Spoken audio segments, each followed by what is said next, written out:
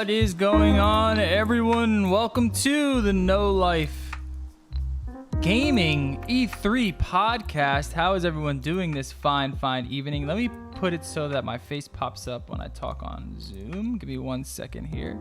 I forgot I took that down. So what's up, everyone? E3. It's E3 time. How do I do this? Spotlight my video. There we go. It's E3 time. E3. We got tons of news and announcements on all these games. We're going to dedicate this whole show to E3. Not really much tech news going on anyway. We talked about all that other stuff last week, which is basically just a tech show last week. So this week, we're dedicating it to E3, and we're going to jump into it. The way we're going to do this, we're just going to go through each individual press conference, talk about our feelings about them, what we think about the show, what we think about the games announced, what we think about the state of E3, what we think about Sony not being in E3, all that good stuff. We're doing it. This is our E3 reaction convo. Hat is on. I'm ready to go. You guys ready to talk about E3? Talking to my co-host? Basically, yeah. Yep, I was just tweeting out the show. Let me ask you guys, before we even begin, on a score from 1 to 10, 1 being the worst, where does this E3 rank for you and why? I'll start. I would give this about a 3.5 out of 10. I thought it was very underwhelming, but I did think it was going to be better than what I expected. I thought it was really going to be less. I thought we were just going to get a bunch of press conferences, and that was basically it, and that's pretty much what we got. But there were a couple of surprises that were really cool, and overall it was nice to see how, like, every day I had, like, my whole YouTube feed filled with all, like, the trailers and all the reactions to that, and it was kind of fun being in the E3 realm. So it's not like that was completely lost. But overall, it feels like E3 is just not what it used to be, if you know what I mean. It's just kind of lame now, you know? It's kind of just like, you don't even need a conference anymore. You can just, do what Devolver does and just post, like, a video online. You know what I mean? So, I don't know. It's kind of sad that E3 is not the E3 of, like, you know, the G4 days, where it was, like, an entire week of just so much news, so much announcements, so much next-gen hardware talk. Nowadays, it's just like, you know, just hinting at stuff that we're not going to get for 2 years, and then a couple game announcements, like indie games. And that's kind of what it felt like to me, and I want to know your guys' opinion. I would give it a 6, because I was expecting it to be really shit, and I thought it was actually way better than I was expecting. Because hardware, we got hardware announcements. There was, you know, there were a lot of dud-looking games, but some of the games got me excited. Yeah. So I'm feeling a 6 basically, but I didn't watch a ton of it, to be honest. Yeah.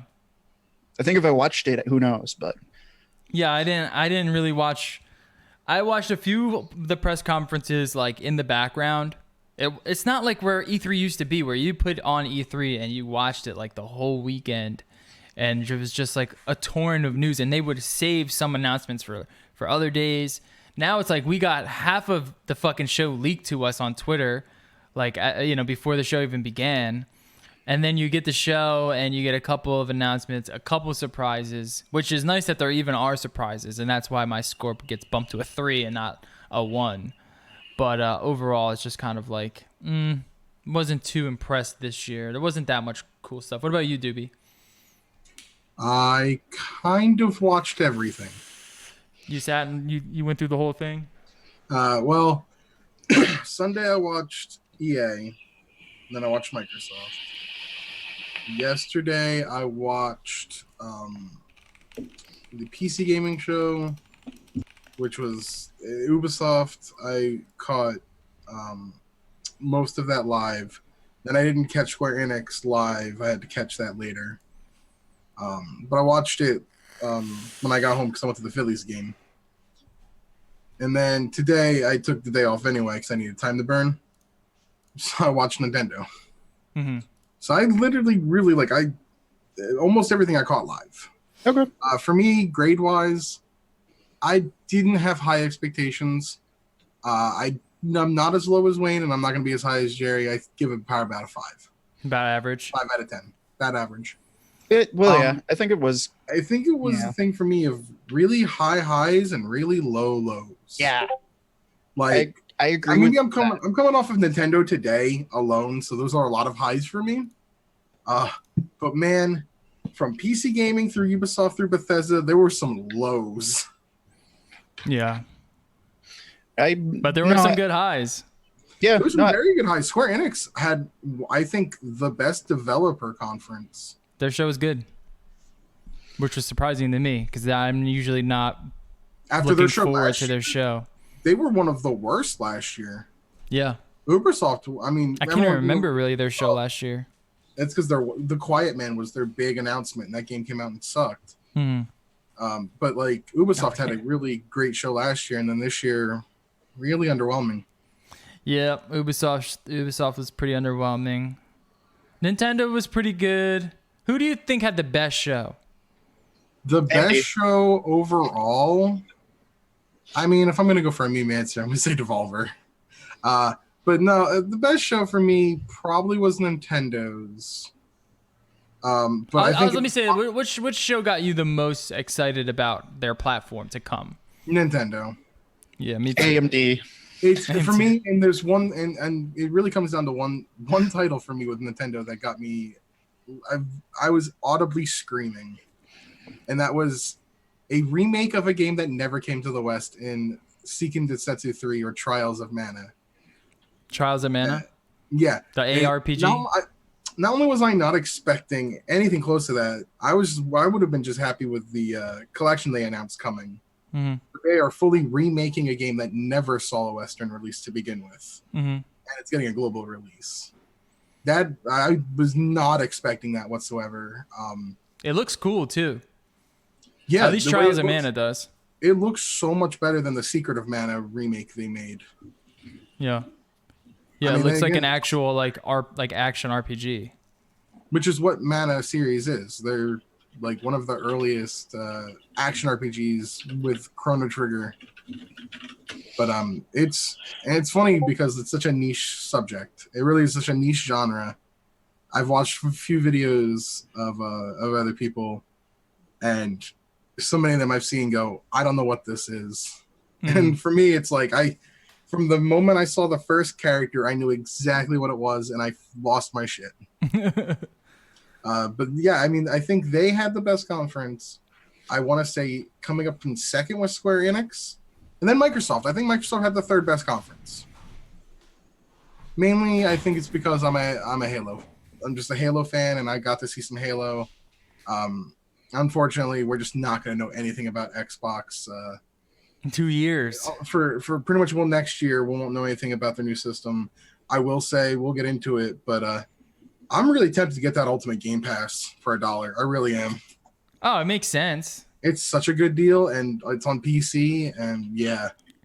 That was a all right, so let's jump into it. Microsoft is the first one that I want to talk about for no other reason other than I just put it that way. So this is not in like a chronological order, but I think it's appropriate because I think they had a lot to lose at this E3, and I think they did pretty well. Go ahead. So this list is in chronological order with the exception of Microsoft EA. But yeah, Microsoft's a great starting point for this. Mm-hmm. Yeah, and I think their biggest thing was Project Scarlet. I think that was the biggest thing that they announced because that's where it's like, okay, we know that Microsoft is really gearing up for next gen because we already know Sony's gearing up for next gen. They have to have some sort of competitive. Not only that, we know a release date of a Scarlet system. So it's not going to come until holiday 2020. So that's interesting to see where Sony's going to drop their next system. Is it going to be 2020, like early 2020, or is it going to be, are they going to, because that's what they did with the PS4, if I'm not mistaken, and that kind of hurt them. You know, it didn't really pan out until way later that early release did a lot better. Or maybe I'm thinking PS3. Around the same. I think it was the PS3 was released first, and then Xbox One came out after that. So do we know? But everyone was waiting for Halo, basically, at that point. Like Xbox 360 was always going to win. It's got Halo. Mm-hmm. With Sony, this is the thing. I'm one of the things. we know how they're handling backwards compatibility / releasing games for PS4, PS5. Microsoft, I don't think they've come out and said every game we make for whatever Scarlet's going to be is going to also be on Xbox One X or Xbox One. No, we haven't heard that. And I mean, but to be fair, for them, they were also putting so much stuff on PC that I'm not sure what their priorities in that are, because they were the ones that really took the current state of backwards compatibility. Mm-hmm. They're the ones doing that, which I think is a great thing. Now you see Sony doing it again because they've had issues from PS3 with doing it. And the thing is, like, just like the PS4 and the Xbox One, we're dealing with very similar internals. Mm-hmm. So really, it does come down to software. Go ahead. I think Microsoft continuing to get dev studios like Double Fine.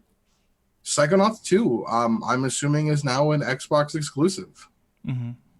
Which is funny because the original Psychonauts, I believe, was an Xbox exclusive. Yeah, it was. So that really, like that kind of thing, like I like seeing them do that. I would like to have seen more games.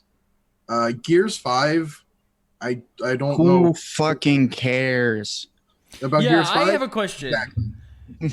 Why are they riding so much on Gears? Is there really that big of a market for Gears? I don't know anyone who plays there was like 10 years ago. When Gears 1 came out, yeah. I don't know anyone that plays 15 Gears. years ago, okay. And then you follow with a Funko Pop mobile game, which I do not understand. It's like they're trying to make it as big as like a Halo. Like it's just not that big of a game. It's not. Like I said, and they even showed some of new Halo. Like, why don't you go talk about Halo? Yeah. This E3 was a lot of high highs and low lows. For me, in this conference, Gears 5 Funko Pop stuff, low lows. The ending with Halo Infinite and just the way it made me almost feel like the first Halo game. And they even came out and said, this is a jumping point in. We wanted to make this game to have that similar feel to Halo 1 for people coming in. And I'm like, that is a reboot. For Halo 5 was trash. Mm-hmm. It's a lot of old franchises are having to do that, I think, because a lot of old franchises they've lost what made the games fun in the first place. The best one to do it was God of War. When the new God of War came out, that was like you can revive and reimagine a game series and make it like where it's still the original, but they're reimagining it and you're getting that feeling again and you're bringing it to next gen. This is what I think about backwards compatibility. I think if they're not going to just do it straight out, it's going to be like a cloud service thing. And then you're just going to be able to play through the cloud. And to be honest, because it's lower hardware, it'll probably run great. You know what I mean? It'll probably look and feel fine. So if it's done well, I think it'll be fine. That's a really good point, actually, too, because of anyone who can do that, it's Microsoft. Yeah. So they're probably like, you know what? All that old shit, put it on the cloud. You could play it on the cloud. Because 1% of our market's going to do that. They really didn't go into xCloud as much as I thought they would. No, they didn't. They went into a little bit about it, but I don't think that they can really get to, like, the people who are there get to try out xCloud. But we didn't really get any more details. That I thought they would do like a good 10 minutes on it or something. Yeah, I mean, everyone really wants to see latency. That's really the thing that we all want to see. And I guess you can't really showcase that in a show. You can't. So it makes sense for them to just be like, we have xCloud. It's a thing that we're doing. You can go play it here. So we'll hear more about it. It's one of those things, too, where I think it's kind of like Stadia. It's kind of like GeForce Now, PS Now. They're all a little bit way too early, to be honest. Yeah. I was going to say a little bit, but no, they're pretty janky at the moment. Very curious to see how Stadia does it. We're probably about a year away from it really being like a nice connection. But yeah, I'm excited for Scarlet. They were saying some fucking goofy shit like 8K gameplay. They were just talking about like why they're talking about it's literally answering PS5 when they said we can also do 8K. Yeah. So they're like, well, we can do 8K. Which is again why they can't do it. I don't know why they're saying they can do it. They cannot do 8K they can, gaming. I'm It's just not. saying this is It's like not for when- gaming. It's for their multimedia center controls. They're gonna shove back into the thing that failed miserably. Oh, I just like just a remember UI. Is that AK? This Yeah, feels like 5 years ago when like phones were like, "Yo, 5G, we're gonna be able to do 5G soon." exactly. It's just Exactly. marketing terms. It's all it is right now. It's marketing. Yeah. Yeah, Then they were The- like adaptive refresh that's not rates, and it's just like an One- adaptive well, refresh hey- rate is a dumb thing. Like, we no, just, it's not. It's awesome. I Adaptive refresh guess. rate's awesome. But that's a but it- monitor issue, isn't it? No, well, to an extent, but okay. So it's all AMD hardware. There are a lot of TVs surprisingly coming out with FreeSync now. Yeah. So like by then, I think more of the new TVs are just going to have FreeSync built in, and they will be able to do adaptive refresh rate pretty well. Which to me is kind of cool because I'm more curious that's because something I've been used like I PC Master Race, but it's cool that they finally get 120 frames and like adaptive sync and all these things we've had for like 5 years. See, that's the thing though. I don't, because like console gaming is not really, at least it hasn't been about performance in any way. So I think like a lot of these game No, developers but- making console games, they're still going to tap out at 30, 60 FPS. I don't think we're going to really see that 120 pushed. That's fine. No, yeah, I agree. But that's also fine because that's where adaptive type refresh helps the most. Is when you can't hit those good frame rate levels, basically. Mhm. Like that's why if you're gonna go play 4K, I would probably tell you to use like a G Sync or a FreeSync or something because it's gonna sync up a lot better because you're gonna be hitting like 40 weird frames or something like that. That's always changing. For like situations like that, that's actually probably a really cool good thing. It'll probably make it a lot smoother and a lot less screen tearing. Another thing about Scarlett that they made a big announcement about is the inclusion of an SSD. So we're going to get an SSD. They were Actually, talking gonna be about how they No, were hold basically on. doing like an Optane situation It's where gonna- it's like a RAM SSD Can hybrid. I just say actual quote from the video? Go ahead. Yeah, actual quote it, please. The video is weird. SSD and the solid state drive combined together. They're the Yes. same thing, you friggin' idiot. Yes, why did they say that? I I think don't they know. messed Because it up. I think they meant to say marketing jargon. SSD and the RAM working together. Yeah, no, I think that would. post. It's one of those things you're doing it live. I'm gonna allow a couple of fuck No, up. it wasn't live. That was It was pre-recorded. a pre-recorded. Oh, that was video. pre-recorded? That was a Oh. pre-recorded video. Oh, It was no, like a God, what promotional the video fuck? that they made. Yeah, it was a It's a fuck up. literal quote. I think they I meant to say thought that SSD was and like RAM. their They were live just. show. It felt like they were just saying like buzzwords: 8K, It really was. SSD, hard drive, RAM, Solid state. solid state. Yeah, but Okay, I so think these they're doing an next gen Optane consoles thing. are gonna be absolute trash, is what you're telling me, basically. Well, I think they're doing Hey, like some they sort of gotta Optane make thing. We're gonna get a lot faster load times, which is something I never want to really complain about, and that's really No, it. that's It's great. just like a Yeah. spec bump. We're getting Navi, we're getting like a Vega architecture, Radeon, RDNA stuff, and it's gonna be very similar to Sony's system. It's really gonna be about optimization. What developers are you getting that are really pushing the hardware? Because that's what it always comes down to. And we'll see. And that's what, like, it's surprising how well Nintendo is able to optimize their games for their consoles. Like, the Switch is super underpowered for what it is, but there's some really impressive performance that you get out of it. And it's because they Nintendo, optimize the shit out of it. Nintendo has been kind of the kings of optimization, especially when it comes to file sizes, Yeah. for a long time. I mean, Oh, like, yeah. probably since. I mean, yeah, the N64. Well, yeah, no, because everything's got to fit on a stupid tiny little 3DS cartridge. Yeah. And it's just they give them such cartridge. limitations that they have to make it work, you know? I really think like the limitations of the hardware allow these game developers to really just like focus a lot more attention on optimization where, you know, these other consoles, you know, there's so much headroom. They're just like, we'll optimize it in patches later. And that's what I've heard, and we'll get into it. But that's what I've heard about how we're doing Witcher. Is apparently CD Projekt Red are very good at optimization. Oh yeah, that makes No, sense. they are. But and speaking about them, Keanu Reeves. All right, Yeah. so let's get into that. Is Cyberpunk Well, an wait, Xbox wait. exclusive? No. No, But we'll get the one thing I did want to mention. So the Game Pass, if you do want to try out Game Pass for PC, get it right now because it's $1. It is going to go up to $5 pretty soon in a beta, and then it's going to go up to $10. So if you want it for $1 to try it out, you got to do it right now. It's even going to 10 go is up. a damn good deal for PC. $15, you get everything. Depends. Yeah. Yeah, it really depends. I would, if you have an It, like, Xbox, I think if it's you're gonna worth it play to it- get everything. Yeah, and I agree, but it's one of those things where I'm gonna say this. I say this about every subscription service. If you stop playing it for a while, just fucking cancel it. It's cheaper only- than Netflix. Yeah, if you got family plan, yeah. But it's one of those things where just don't like it's like HBO. If you're not watching HBO, don't fucking keep paying for HBO. If you're gonna play all like a lot of these games, and you find yourself constantly playing them, keep paying for it. Even The second you stop, cut it. Even if Got it. it's just a trial period for the month to see what games you like that you might want to buy anyway. Yeah. If you're not going to continue this, But you can definitely at do it least for know a what buck. games you like to play, like that you can buy on your own. Like, cause I'm doing this for $1 because they have Imperator Rome, which is a Paradox map game. I like Paradox map games, but this game has been trashed in reviews. I'm not spending $40 on this game, but I have played everything from Paradox. But Hell you'll yeah, I spend will pay $1 $1 to try actually it. try it out to see how bad it actually is. The first And hit's I'll free, my eventually buy friend. it for it. The first hit is free.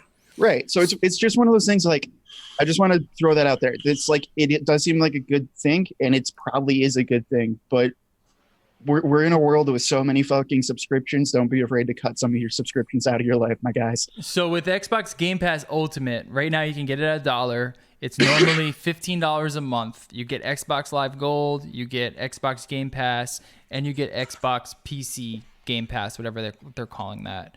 And It's the same thing. It's still called the same thing for some dumb reason. yeah.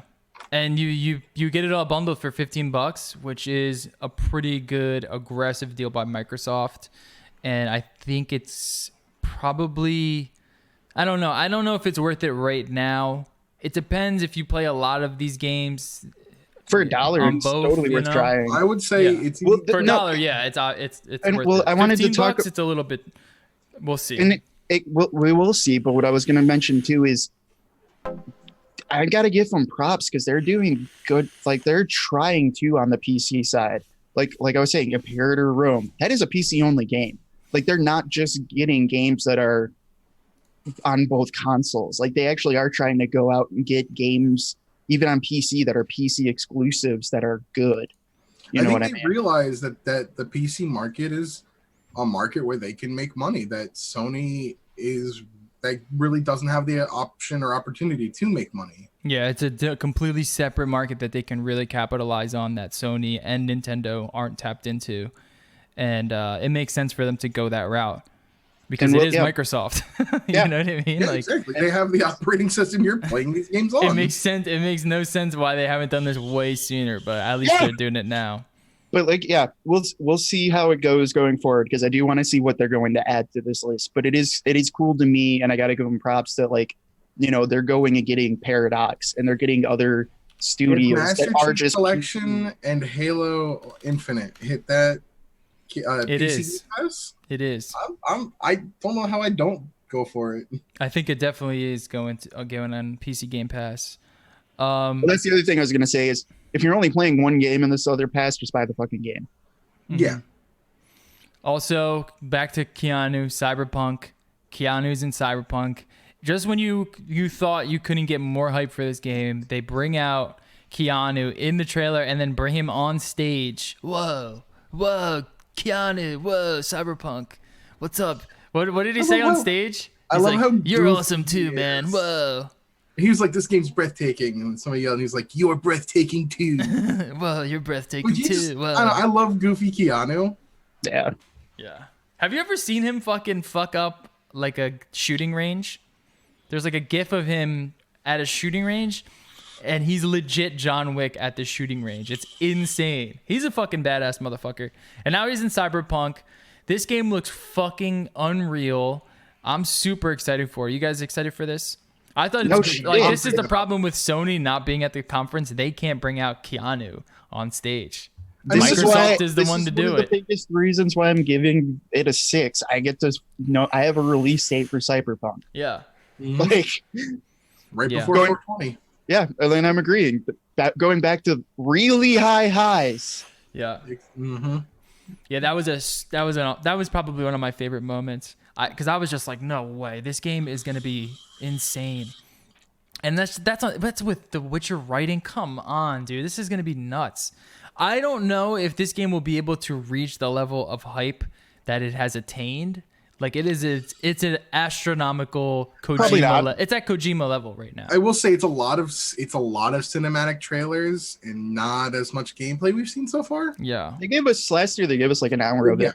And a lot of people kind But of I do agree. I would like more because also Going- the hour of it was completely different than any of the cinematic character Yeah, trailers. and it was like an all on rails demo that they Yep. basically programmed. and you're going from 3D, the third person of Witcher 3 to the first person of Cyberpunk Right. 2077. It's going to throw some people off. I'm fine with it. Yeah, I'm fine too. Actually, It's a shooter. I want it first person. Exactly. The Witcher was not a shooter. I'm just worried about the world because that's what to me made The Witcher 3 was this like extremely huge, detailed, intricate world. Everywhere you went, there was something to do, and that quest was so intricate and led into the story, and there was so much to fucking do. And now that you're giving me this cyberpunk world, like my teenage dreams are finally coming together where I can explore a real cyberpunk world with fucking Keanu at my side. This is gonna be insane. And Yo, it's arm fucking blades are oh my like- god. I will say arm blades are kind of like, that's my shit. Yeah. I can't wait to have that as a weapon. Like, that's gonna be so cool. Yeah, it's awesome. And there was an interesting thread on Twitter talking about like the themes of what cyberpunk is and how it basically it relies upon xenophobic fears of 1980s Japan. And I thought that was really interesting. You can find it somewhere, but that's where the cyberpunk genre comes from. That's where a lot of the Japanese imagery comes from. It comes from Akira. Japan being like a scary superpower, economic superpower. Go Yeah, like watch the movie Akira. Akira, which is a fantastic one Yeah. of my favorite anime films of all time. Cyberpunk is all hell. Yeah. Just bringing like all of that awesome Japanese imagery, there's dystopian themes, drugs, sex, violence, and like cheesy over the top dialogue. And then you add Keanu into the fucking mix. The only thing that would be cooler is if they added like, I don't know, fucking Paul Giamatti into the I mean, The fucking game. Matrix is considered cyberpunk. Yeah, Matrix, Cyberpunk for sure. And that's sort of the same thing. There's a lot of, martial arts, Japanese imagery going on. Mm-hmm. But yeah, I couldn't get any more. I can't get any more hype. The only way I could get more hype if they said Kojima is also somehow a part of this game. So for the rest of the conference, I feel like some of the impact that could have been here was taken away from leaks, and not just leaks. Yeah, a lot of leaks It from was Microsoft. Bandai Namco screwing up and leaving essentially like a link on their site to their entire like announcements. Yeah, So we already knew about Elden Ring, which is the George R. R. Martin Yes, and game. again, another reason why to give it a 6. The trailer also totally screams, what's his name? Is it Miyazaki? Miyazaki. Yep. Yeah. It totally Miyazaki, screams him. Like, George R. R. Martin, and From Software. Yes, I am. and Bandai Namco Publishing, which Bandai and From Software together has been a really good. Been a great topic. relationship. I mean, Tales of Arise for JRPG fans. this is my second hypest game right now. Is this I- R.R. Martin From Software collab? That's insane. I didn't think at a Microsoft conference I would get an announcement that I'd be excited for 2 JRPG titles. One being Tales of Arise, which takes the Tales series in a really cool new direction. And a game I've talked about plenty of times on this podcast, Phantasy Star Online 2, Yeah. finally coming to the West. Now that's a game that's out already. It's been out for 7 years in Japan. Okay, so it's been out and now it's coming to the West. And is there any updates to this game at all? They've been updating it like constantly for over the last 7 years. Like visually and like performance wise, so it's like a modern game. It's not just like sort of like a port. Yeah, they've been. I don't know how much they've been updating it as far as like graphically, but it's still like. I never thought at a Microsoft conference they would bring that game over. I mean, plenty of people still play. I think people still play Phantasy Star Online 1. It's an MMO. It never dies. Yeah, What are so they playing on? They play that. Well, the first one was on Dreamcast. Yeah, so what are they playing that one on now? Dreamcast? I think it might be servers still up. Oh my god, dude. What People the run their fuck? own servers. Wow. It's That's some interesting in the dedication. community. It's a really interesting community. PSO2 like announced at Microsoft, which I don't know what them and Sega were doing. Where this is what they need. This is what Microsoft needs, man. Was in Japan. This is why Phil Spencer was in Japan like a while ago. This is what he needs. I remember hearing about that. They need games. They need games, as many as possible, quality games, but as many as possible. I don't know, because it's coming to PC, of course. I don't know what the PC market is like in Japan, but they're definitely like Microsoft's different. I know Microsoft's not hitting the console market in Japan, so they might need to start going for the PC market in Japan. PC gaming's still alive and well in Japan, but it is quite Sony. It's all Sony. No, there's no Sony computer like software, you know. No, it's. Well, I'm saying like console-wise. Console-wise, yeah, but like console-wise, it's Sony and Nintendo. Sony and Nintendo in Japan. Like PC gaming is just weird over in Japan to an extent because, like, okay, for an example, if you want to make a case, like a computer case for Japan and Japan only, you have to still have CD-ROM and floppy disk trays, or else they won't buy it. Really? Yep. Even in 2019, like it's a bit of a different market. What are they still using floppy disks for in Japan? Old games, dude. I don't know. Like it's just a different market. I guess like there's still a lot of people playing all the new stuff, but like you can't sell a computer case without an optical drive bay. That's weird. Yeah. I guess it's just culture. Yeah, I have no idea. It's got to be small though. And the last thing I want to talk about in this conference is I don't know. Are you guys going to be buying a $180 controller? It depends. No. It depends. I like a good controller, man. Did you look at what it comes with? Yeah. Yeah, I'm gonna go buy a $180 controller for my non-existent Xbox. I was gonna buy it for PC. No, yeah, I don't use a controller on the PC. I don't do that sacrilege. It depends on what I'm playing. Gotta play Witcher 3 with a controller, man. No. Yeah, but I might buy it. I don't know. I don't know yet. I don't know if I need to yet. I want to get it in my hands and play with it. Doom Eternal, I'm definitely gonna play with keyboard. Yeah, any sort of shooter is definitely keyboard. But like any RPG I'm playing. But then again, do I really need a $180 controller to play an RPG? No. You don't ever really need a $180 controller, but I like having like nice hardware. Like I spent extra money to have like a colored Xbox controller, and like I don't regret it at all. It doesn't add anything to it. It's just a nice little flair. It's kind of like a keyboard. You know, if you want a nice keyboard, you spend the money. If you want a nice controller, same thing. That's fair. There is a market for it, but to me, it's just like no, because I'm not going to use it. I'm like that's not my mark for me, I guess. Yeah. Yeah. I mean, like I really looking at it like. If you want it, man, like how much did you spend on your fight stick? It's kind of the same thing, you know? It's actually about the same, probably a little bit, just maybe like $20 more. And this will give you a couple extra little finger pads. I mean, it's nice. It's a nice controller. It is nice, yeah. Controller, carrying case, 6 different thumbsticks, 4 different paddles. Yeah, there's like a tensioning thing, so you can like have different tensions for the joysticks. Tool.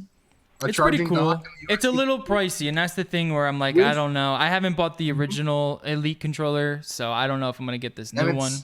It's got a 40-hour battery life, which is the same as the Switch Pro controller. And you can dock it, which is nice. One of the things with the Sony DualShock is that it dies after like an hour. It's like the worst battery life ever, dude. DualShock 4 is the worst controller in terms of battery. It's so bad. You get about 1 day of gaming with it, and then you have to charge it. You have to charge it every night. Yeah, you have to plug it in at night to make sure you don't die when you come back to your game. The Switch Pro controller, once every few weeks I have to charge it. Yeah, I love that controller. Love it. I think it only dies. I wish the Switch Pro controller had those Razer. The Razer controller has buttons where it feels like a mouse click, and it fucking feels so good. And I was thinking, like, man, if the Switch Pro controller had that, I would use that for everything. All right, what else? Anything else from Microsoft's conference that is worthy of talking about? And then we had Halo reveal. We're getting Halo. Halo reveal was really nice, and I'm gonna say this about Halo. I think 4 and 5 started to get too muddy with different characters and trying to have this overarching story. Here's what I want from Halo. I want to play as Master Chief. I want to feel like a badass, and I want good multiplayer. Yeah. That's all I want from Halo. Same. If you make that, the Halo is great. Halo 1, 2, and 3 were exactly that. And I think with them finally embracing PC, we'll get it on PC on release. That's probably how I'll play it. They announced it earlier, when they announced it, like not even this year, when they first announced Halo Infinite, the YouTube trailer specifically said PC. Oh, okay. And that got me excited. And then they announced, and there was no talk of a release date for the Master Chief Collection on PC. I was a little disappointed by that. Yeah, what do you think? 2019? End of 2019? I can't imagine them trying to throw that in at 2020. It's still a Scarlet launch game. For Halo Infinite, yeah, I'm talking about Master Chief Collection. Oh, Master Chief should already be out. Yeah, I don't know. Already be out, and we don't even know a date for it. They'll probably drop it before the holidays this year. That's what I'm thinking. That's like a holiday buy. It could have been out like 3 years ago. You know what I mean? Yeah. Who knows at this point? Well, if they had released it 3 years ago, it would have been broken just like it was 3 years ago until they fixed it. But overall, Microsoft did a good job. Like, what would you give Microsoft alone? I'd give them a 6 out of 10. I would say they're a little above average. I would have liked to see more first party releases that we're going to be able to see soon. A lot of this is like way later, you know, like a lot of stuff I'm excited about. Cyberpunk, Halo, a lot of it's setting up for Scarlet. I mean, and that's not Scarlet's not even fucking till end of 2020. So really, in 2 years, we're not going to see that stuff. What are we going to get in the meantime? I still have an Xbox One X that's sitting here. You know what I mean? Like that's where I was kind of upset. It's going to collect dust, is what it's going to do. Yeah. Hey man, the only one you can blame is you. I'm blaming you. I'm blaming you on that one. We sat here for like 3 months telling you not to buy it. I did. So now I need some fucking games to play on it, and I need to fucking hurry up. But yeah, I mean that, and like even with Sony, we're not going to see stuff until who knows when. We don't even know. Sure. Yeah. No, I'm still waiting for Ghost of Tsushima. You know, like I'm still waiting for last year. Last of Us. Launch title if there ever was one. Yeah, I'm waiting entirely on last year's E3 from Sony at the moment. Yeah. So there's a lot of just like way later stuff and not too much stuff. They're all taking the Nintendo strategy. Yeah. It'll be out in 3 years. For me, I mean, and we'll talk about Nintendo, which, I mean, most of the things they announced today were for 2019, but most of it was all release dates anyway. Except the one that's going to make everyone rage. Trust me, I'm on the receiving end of that. I know. But yeah, it's for me, Microsoft, I give them 7 out of 10. Okay. What do you, Jerry? Yeah, I'd give it a 6 or 7. It was better than I was expecting. It's probably 6.5, we'll say. I'd say probably 7 actually, just because this was by far the best Microsoft one that's happened in probably 10 years. Not maybe 10 years, but at least 5. This generation, basically. Big words from Jerry.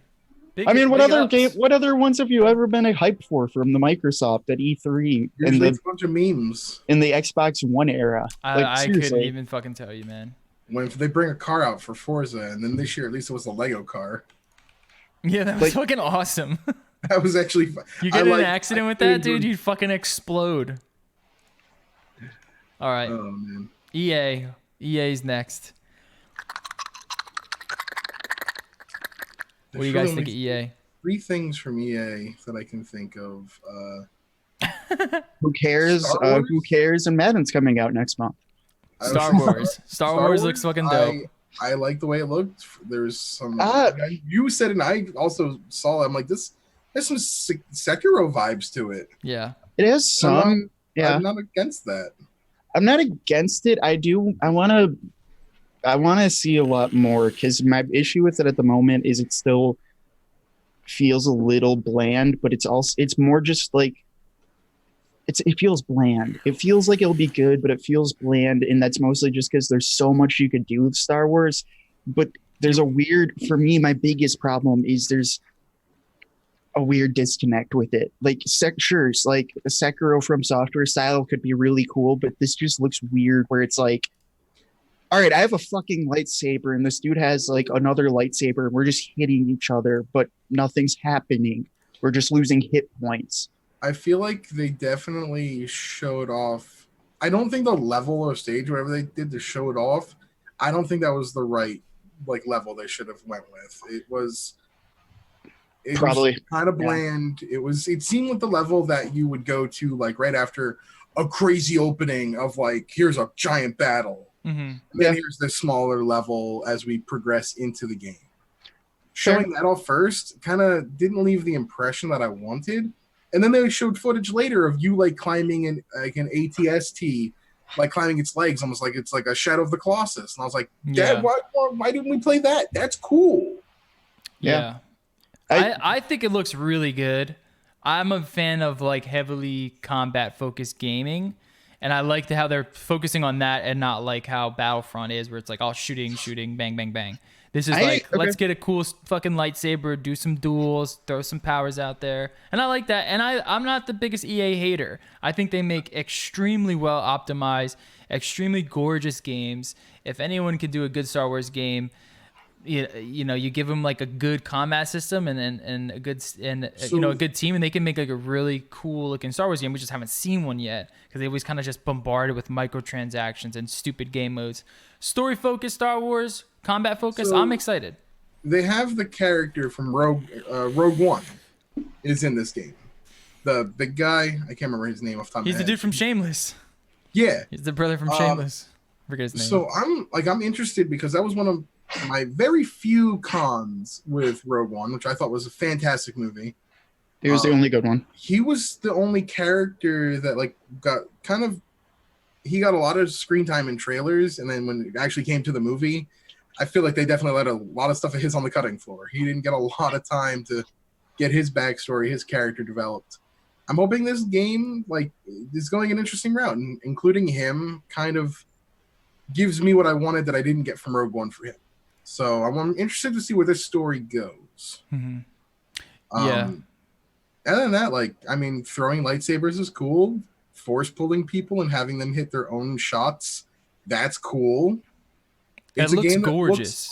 It looks gorgeous. It looks good. It looks cool. I want to see them change that disconnect personally, because I do agree with your combat, but to me, like it's kind of going to like how some shooters are, where, you know, it's bullet spongy. Like that's at least what they showed. This seemed kind of bullet spongy, but instead you have a literal fucking light sword that's supposed to be able to cut through fucking anything. And how do you balance hitting that? Someone? Yeah, you're just hitting someone, and they're like shaking it off, like, oh, cool, dude.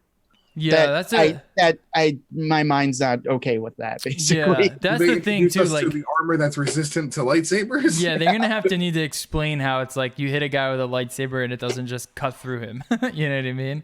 Yeah, like that. That's what I'm gonna want to see changed, or like something like that.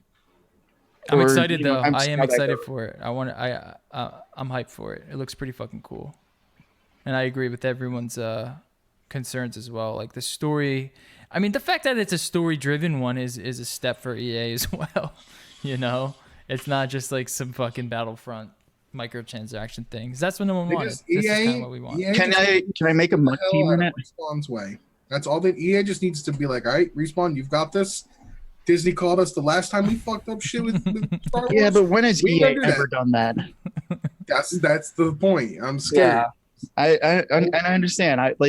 If EA had EA's way, it would be Star Wars with a mutt team. Mm-hmm. Also, and that's how you choose your characters. Can we just rename this conference from EA to Respawn? Because it really was just Respawn for the first two segments. Yeah. And then nobody cares about the other segments because EA kind of fucking sucks. Yeah. Because then they started off with Star Wars and then went into Apex. Yeah, they're really well optimized computer game. Yeah. Apex. They announced Watson, and then they announced what else did they announce on Apex? They announced some like game, not a game mode, some battle pass thing. Well, they said a lot of good things, and when I say said a lot of good things, it's because they said a lot of good things, but we need to still see. So Watson, of course, is coming. Season 2 is coming. They're getting rid of the stupid stat trackers and badges. They're bringing in an actual stats page. They're making an actual ranked mode with 6 tiers of rankings. Yeah, the elite mode. Season, which is what we've been saying, that like this is what the game needed. Yeah. Watson looks kind of broken already. she almost makes the game like an RTS. She almost makes it like an MOBA where she's putting choke points. Yeah, that's exactly what she is for. Which is really interesting. But my fear is what happens when you have 20 teams and you've got 20 Watsons throwing freaking barricades everywhere. Yeah, we're gonna have to see how that's balanced. We're gonna have to see how that works. But overall, it's not enough. It's not enough. I'm still willing to give the game a chance. They're doing the things I said they needed to do. I want to see how they get implemented. But don't you feel like it's stale? Like the map is stale. The game mode is already stale. The map is pretty stale. I do think they need a second map, or they need to change the map around with the new season. Yeah, add some like hazards or something. I don't know. They've tried doing a few tweaks here and there for like Thunderdome now has bins instead of just random loot like all over the place. It's a little more concentrated. They doubled the loot that you get in pit, so more people are dropping pit, which we used to do before that. So they're kind of like trying to make reasons for you to drop to certain places. They recently did a thing with the elite queue. This was just added, I think yesterday, where they found a lot of people in the elite queue who were just trying to get top 5 streaks. We're just sitting in the ring until top 5 because you weren't getting that much damage. I think it's like 1% per tick on like ring 1. Mm-hmm. They buffed that up to 15% per tick on ring 1. Mm-hmm. They jumped that 14 like by 14%, like from 1 to 15% is ridiculous. But I understand why they're doing it. They're trying to push the meta into we want people in the active arena. Yeah. I think they're doing good things, but I gotta see it implemented, and I need to see them be communicative with the community more. I don't know, man. I don't think it's Season enough. 1 was a failure. I think Watson's going to fuck it up even more, and then you're going to lose half of the already split base, and then the game's going to die in the next year. Do you see her ultimate, like, just totally gets rid of arc stars and grenade spam and bombardments. Yeah. Gibraltar was already the worst character. She negates his only good thing. Yeah. Gibraltar, no one's playing Gibraltar. That's a dead character. They're going to have to do some major changes to him to make him even worthwhile playing. It's just not enough. It's not enough. It's not enough. I don't think it's enough. I think that this was like one of those one-off things that they got lucky with, and now they're just trying to spend as little money as possible on it and focus on how can we get that same launch and as many times as possible. Because it's just they know what they need to do. We want more maps. We don't even have quads. We don't have solos. We don't have duos. Nothing like that has been added. It's not coming. You know, we're getting more battle pass shit, which is just at least it's finally not time dependent. It's more challenge based.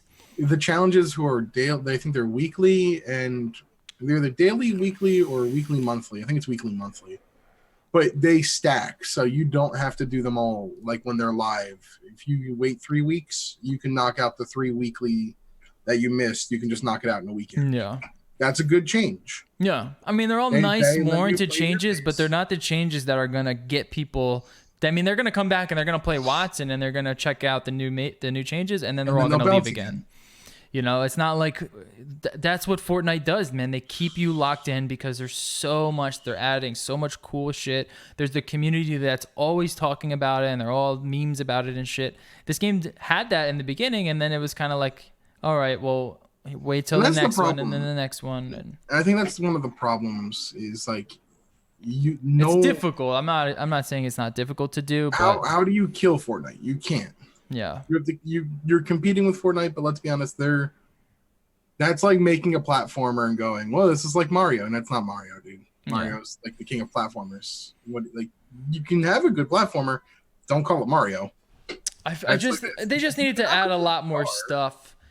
This is not enough. I don't think this is like enough. PUBG's like, I don't know. For me, PUBG, I don't know anybody who still plays that game. There's a good amount. It's just not nearly as big as it used to be. And this is like Apex. It's gonna have its player base that still likes to play it, and I'm probably gonna be one of them. It'll get down to PUBG realm very soon, where it's just like you're gonna wait. There's gonna be a point where you're gonna be waiting like 30 seconds to queue. It's not like an instant queue. That's how PUBG is now. So we'll see. It's not even an instant queue now. Yeah. I don't know if how much of that is just bad net code.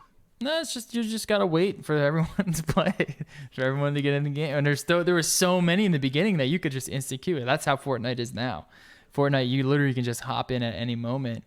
I can't stand Fortnite. It's just in this. I think I don't like it either. Aesthetics. I don't like it. There's so many kids play it.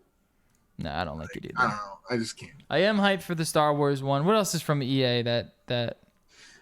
Literally sports. That was it. Yeah. FIFA. I don't even know if they're showing. Oh yeah, and the Sims Island Battlefield Living. 5, but let's talk about a dead game there. Yeah, Battlefield 5.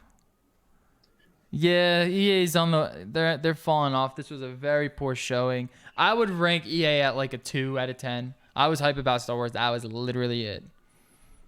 Between Star Wars and Apex, I'm probably gonna give it like a 3.5. What do you give it, Jerry? I don't know. Dude, probably like 2 or 3. Like it was boring to me. We'll give it a 2. I'll put you down for 2. 2 out of 10. All right, let's go to PC Gaming. The PC Gaming show. The worst show always. I wasn't too hype on this, but 2 hours long, and I feel like we got nothing. I mean, it's 2 hours long, and the polygon thing is like 10 little blips here. And there's not really much to talk about. Chivalry 2 was announced. That one looked kind of cool if you like Mordhau. Shenmue 3 looked like ass. Shenmue 3. That game did not look good. And Baldur's Gate 3. Baldur's Gate 3, which is going to be cool. I love Baldur's Gate. That was like one of the first RPGs that I got really into. So I'm always excited for Baldur's Gate. Baldur's Gate 3 looks kind of interesting, I guess. There was kind of announced with the Stadia, but we know it's going to be a PC game, so there's that. And that's that for the PC gaming. I don't even think we need to rank it because there's really not much to rank. 1. Yeah. Rank it at 1.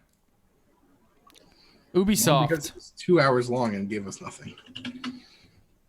It was just, pretty much. It was so long for no reason. It was kind of crazy. Dude, it's always that long. It is always that long. It gets a 1 for day 9 being actually entertaining. That's rare. Day 9. It happens at times, did but a it's good rare. job hosting. And when that's the best thing I can say about your show is your host. Yeah. That means you had a bad show. I think the PC gaming show was trash. It's always trash. But at the same time, there's still a lot of good things coming out for PC gaming. They were just all showed at all of the other shows, pretty much. Yeah. And that's how it always is. Like the PC gaming show is always just indies, and you're like every bi-yearly Age of Empires 2 remake. Because that's being remade again. I think they should start to focus the PC gaming section more on the hardware and get some more cooler hardware things. Because that's really what PC gaming, that's why people kind of get into it, is because it's performance. You know, you want to get into PC gaming because it's the most performative and customizable option. And if you focus on that, because all these games, you know, half of them are going to come out on PC anyway. Focus on that, you know. You don't have to talk about, 2 hours of fucking, and then we get 2 indie games that we get excited about. So it just doesn't make much sense. That's PC Gamer for you. They're the ones who put it on. All right, Ubisoft. Okay. This one's kind of interesting. This was the last conference, Ubisoft? Or was it Saturday? I can't remember when this was. This was Mondays. This was in between PC Gaming and Square Enix. Because Bethesda was Sunday night? I forget. This was Monday, though. It was Monday afternoon at 4 p.m. I remember that. Yeah. I left work when this was on. Terminator is coming to Ghost Recon. What do you guys think of that? What They do you should think of have Ghost renamed- Recon? Ghost For Recon sure, very cool. They should have renamed this conference the Tom Clancy section. Because almost everything was Tom Clancy, and I don't have any interest in Tom Clancy. I mean, whoever is getting the check for Tom Clancy, he releases a Making a lot of book money. every month. There's a new Tom Clancy fucking book.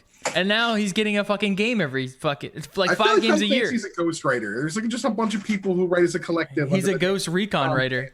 Oh, but dude, you guys Hey. aren't excited for the UPlay subscription service? I'm The so I can't wait to $15 get it. a month. What a ripoff! I can't wait to get it, dude. That is a joke. how Ubisoft much is like the failed EA. They wish they could be EA. You No, know And what I that's mean? like saying something because EA wishes it was anything else other than EA. yeah. No. Ubisoft. I think Ubisoft had a really strong start with what looked to be the most interesting Watch Dogs game they've The released. new Watch Dogs Looks cool, but then interesting. again, Yeah, to be was fair, better than Watch any other Watch Dogs Dogs. 1 and 2 looked cool. Right. And And then then you play fail. them, and then it's kind of just like, this is kind of dumb.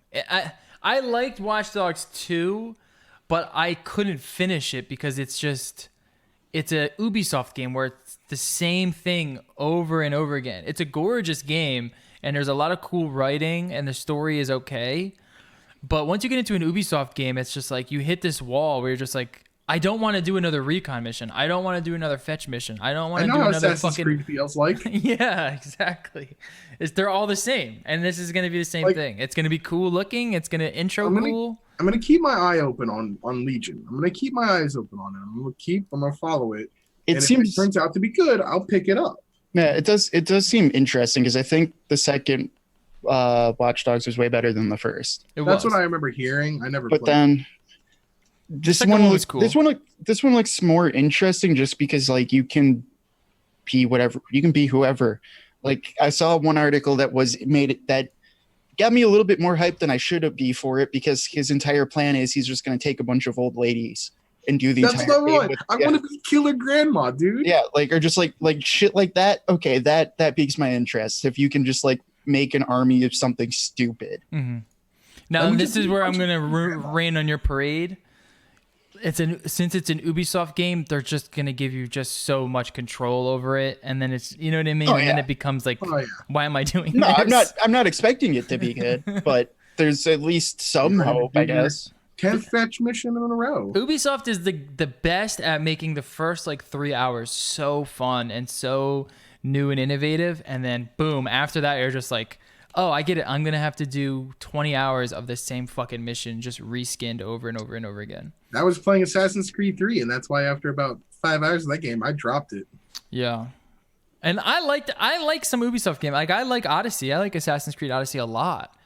Mario Rabbids is a fantastic game. Yeah, they have some good stuff. I love fucking Siege. I think Rainbow Six Siege is awesome. I think Rainbow Six what was the other one? The one I used to play on Xbox 360. I forget. But that was a good one too. Like they have some good hits. They're starving for another one though. That's for sure. They are starving for another one. I mean, we're getting a free story creator in Odyssey. We're getting a Watchdog. We're getting an Adventure Time in Brawlhalla, which is like a fucking Smash Brothers clone. That was cool, indie actually. I wasn't clone. expecting that. That was. I wasn't thought that expecting was it either. Are you you gonna not play ready? Brawlhalla to play as Finn? I'm saying, are you not ready for their ripoff of Rocket League in Roller Champions? Oh yeah.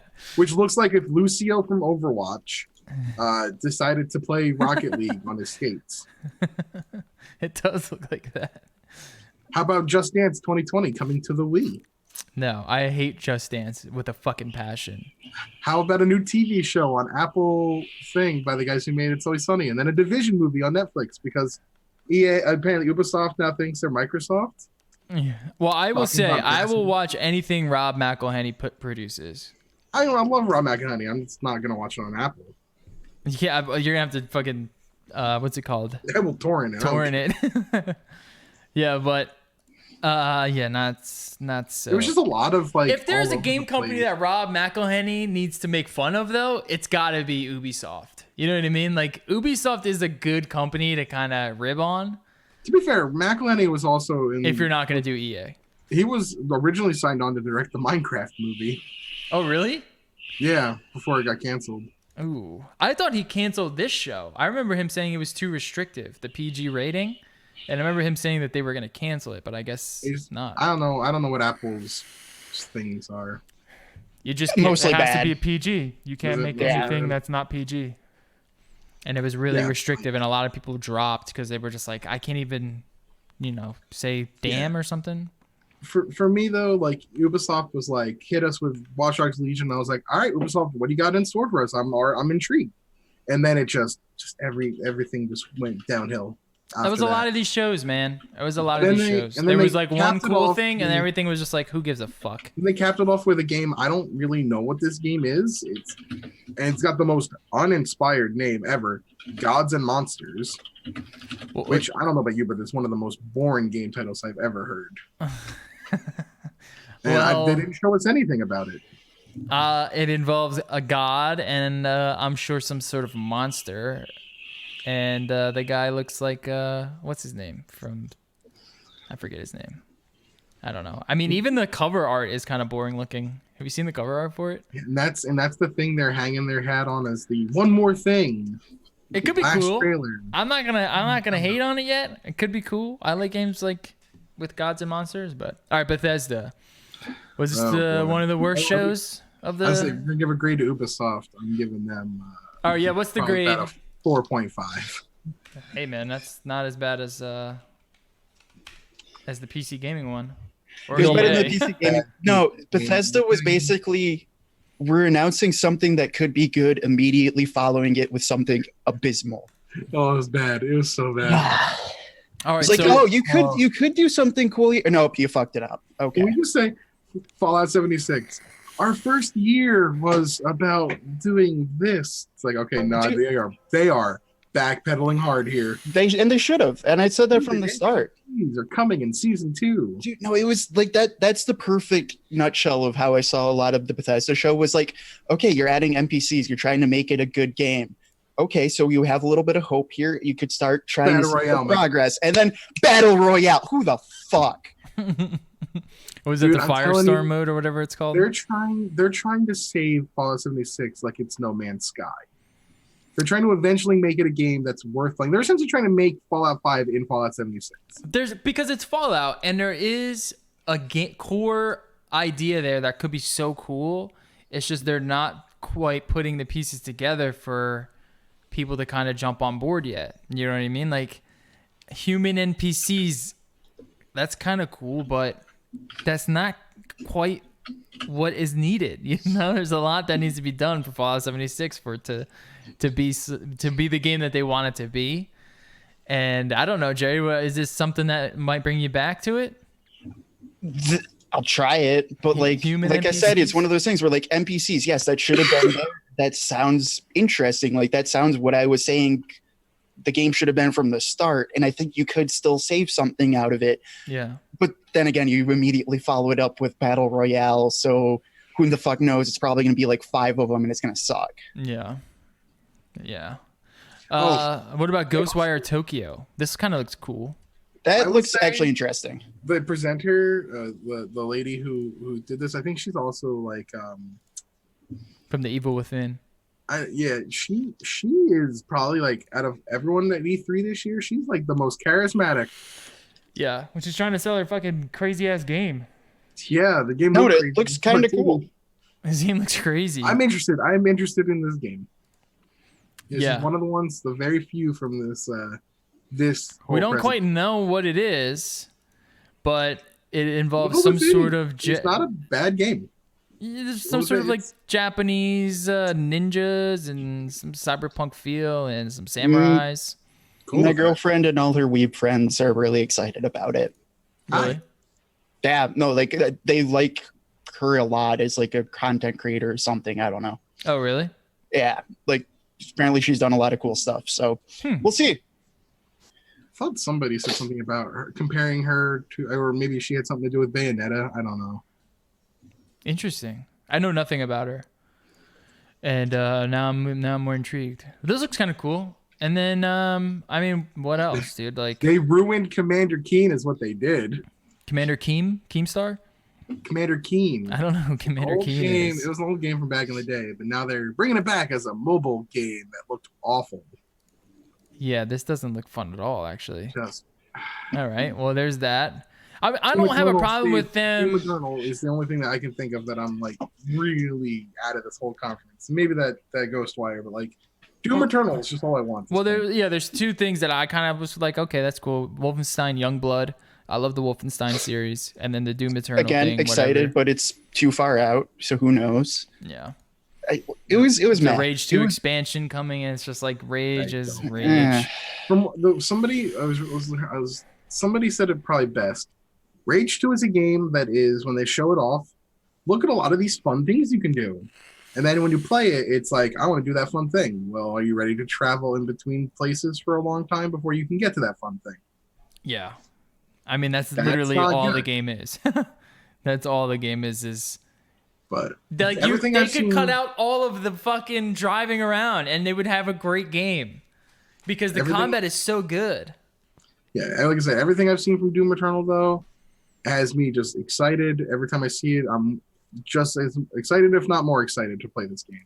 Oh, Yeah, Doom Eternal looks pretty cool. also the Ghostwire game, the guy who's also working on it the most, or who like leads the studio, I've looked him up finally. Evil Within 2, but more importantly, he did like 4 or 5 Resident Evils. Oh, okay. Probably the good ones. Yeah, like the first ones. Yeah. Everything before 6. That's good then. And So then this could be a 6 cool was the game. worst. Maybe especially this is if something you're that'll trying help Bethesda out. especially if you're trying to do like spooky, scary type horror game. I'm intrigued. Resident Evil 4 is one of the best Resident Evil games. And he worked on 2. Yeah. Yeah. That makes me want to play Resident Evil 2 again, the new one. But man, So good. that Doom Eternal and then the multiplayer for it, it's just, oh man, it looks so But what about Orion, Bethesda's game streaming tech? Do we need more? I get it. It's I get promising it. 4K at 60 frames. I understand why these companies want Aren't they all? streaming so badly. It's because they don't want to be held. They don't want to make physical copies of anything anymore. No, they don't. They're trying to get rid of all of that. Just put it in Because their that's own production cloud and costs that spit cost it them out. money. Yeah. And I don't blame them as long as they can do it right, you know. Do it right and there we go. At least they're starting it. All Apparently, the Scarlet will come with a disc drive. The Scarlet? Yeah, I do Why? remember Well, I hearing. guess Blu-rays. People are gonna watch Blu-rays on it. I don't know. All right. What do you give Bethesda's show? I'm gonna give them a 2 out of 10. You give them a 3. 3 out of 10. A lot of low scores in this. 3 this is really conference. because of Doom. Jerry, what are you giving them? Yeah, 2 or 3. 2.5. It's pretty shit. All right. Square Enix. This was a good one. I'm hyped for Final Fantasy. About this. I'm hyped for Final Fantasy. I'm So, officially hyped for it. Final Fantasy VII Remake looks fantastic. The gameplay It looks fucking awesome, dude. fantastic. My main concern is that it's only Midgar, which is fine. I get that they're fleshing it out and it's a full standalone game. There was a tweet recently. Schreier asked one of the guys from I can't remember his name, but let me see because I did retweet it. But he asked one of the guys about it, and yeah, he asked Yoshinori Kitase how many games are going to be in the Final Fantasy VII remake. He said he can't say yet, quote unquote, because we don't know ourselves. They don't have a roadmap for this game, for the whole project they're working on. Mm-hmm. It took them this long to make the one game on 2 Blu-ray discs, so it's huge. The assets are probably crazy big. Do I want to throw $60 down on this and then have it eventually where this Yes. is like the only game I can play? Yes. I want to know You will. where in the timetable, You're going to buy it. because Final Fantasy VII for me is more than Midgar. It's the whole thing. You're going to get it. You're going I'm to throw the probably $60 going down to and get it. but I have concerns. I know your concerns, but when you watch this But this the gameplay, looks fantastic. it looks awesome, man. The way they're utilizing real time with ATB, Yeah. it's the best of both worlds. Yeah. It looks really cool. And Graphics look amazing. Like Tifa looks so good. yeah, the game looks like I wasn't really expecting this I thought this was going to be some sort of like spin-off, knockoff version, just a throwaway remake. But it's really turning into like a game that I'm getting excited about. And like I said, but that's the thing. This is like a reimagining. It's like their whole reimagining thing. They're all trying to It's all of reimagine their older Midgar, games. which is essentially the prologue to Final Fantasy VII as one game. And yes, they're fleshing it out. Maybe we get to see more than 2 sectors because there's, like 8 sectors in the game in Midgar. You only really ever see Sector 5 and Sector 7. Maybe we get to see the other sectors. Maybe there's other characters to meet. Maybe there's a whole thing with the shadow thing that was weird in that trailer that surrounds Aerith. That was never in the original game, so there's something there. So I mean, I don't know. It's gonna be a It's a Final Fantasy main game. It's gonna be long as fuck. You know what I mean? Like they always make these games so long. But that's things. I don't know how they make it that long when it's only the prologue. Yeah, I think you're thinking of the prologue in terms of like the old game, and I think that's kind of you shouldn't think of it that way because it is like they're almost like remaking the whole. And that's why I need to think of this as like as like if its it was own Final thing. Fantasy 16 and not 7 remake. Yeah, exactly. Because it's kind of like it's like its own thing here. That's what like, Square Enix does, dude. They like to add, this is Final Fantasy 7 X23 version 6.1. Even if you're bad at Final Fantasy games, you should be out of Midgar by about 8 hours into gameplay. Yeah. How do you make that experience into a 40+ hour experience? Well, I'm excited for it. Kingdom Hearts Remind looks fucking awesome, dude. Kingdom Hearts sucks cock. This game's terrible. I get to play as Roxas. I'm totally in. Let's go. This game is fucking garbage. Fucking worst piece of shit I played in a long time, Doobie. I fucking hate it. I like Kingdom Hearts 3, but I also was like, I'm a Kingdom Hearts fan, so. No. I will Stop. say. Take this game, put him on Final Fantasy 7. You'll be able to play Final Fantasy 8 now. Yeah. This is a weird story. So, you know how like they brought 7 and 9 and 10, they've remastered them, they've brought them to PC, to Switch, PS4, Mobile. Xbox, whatever. They bring them all over the place. 8 has been always left alone because they lost the source code. How? One of those games where they lost the source code. I don't know if they found the source code, but they did it. They finally brought this game back. Did they really lose it, or did they Did, just? no, you can look it up. They lost the source code. It's the reason why they never brought it to any of the systems. How do you do that? Or did they just misplace it? They deleted it or something? I don't know, but apparently they did it, or they reverse engineered it, or something, because the game's back, and I'm a huge. FF8 is one of those games where it's a lot of people's least favorite, or the game they hate the most of Final Fantasy, of that era of PlayStation 1 RPGs, or you really loved it. And I'm on the case of like, I really liked 8. 8 was one of my favorites.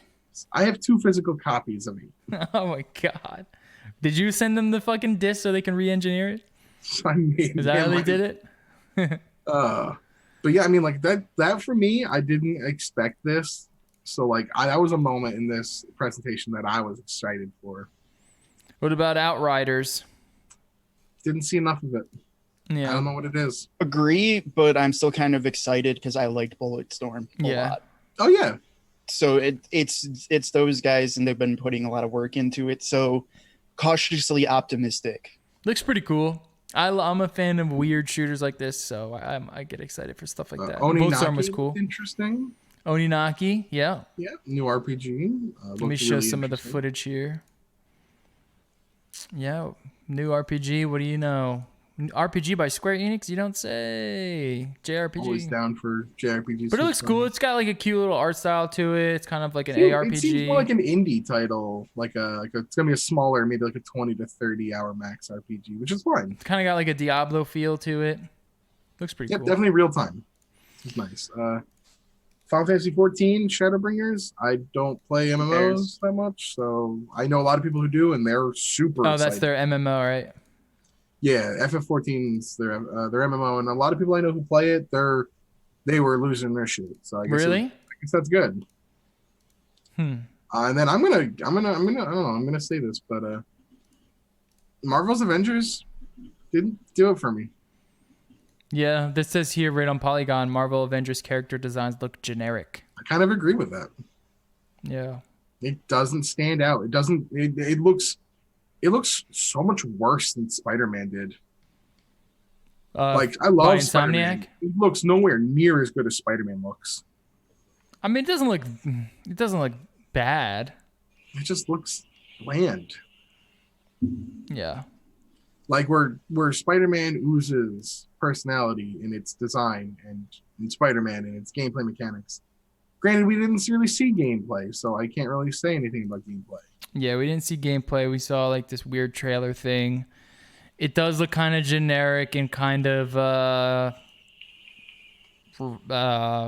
bootlegish. Like, hey, we're making a spin-off of Avenger. You know what I mean? Like a bootleg sort of title.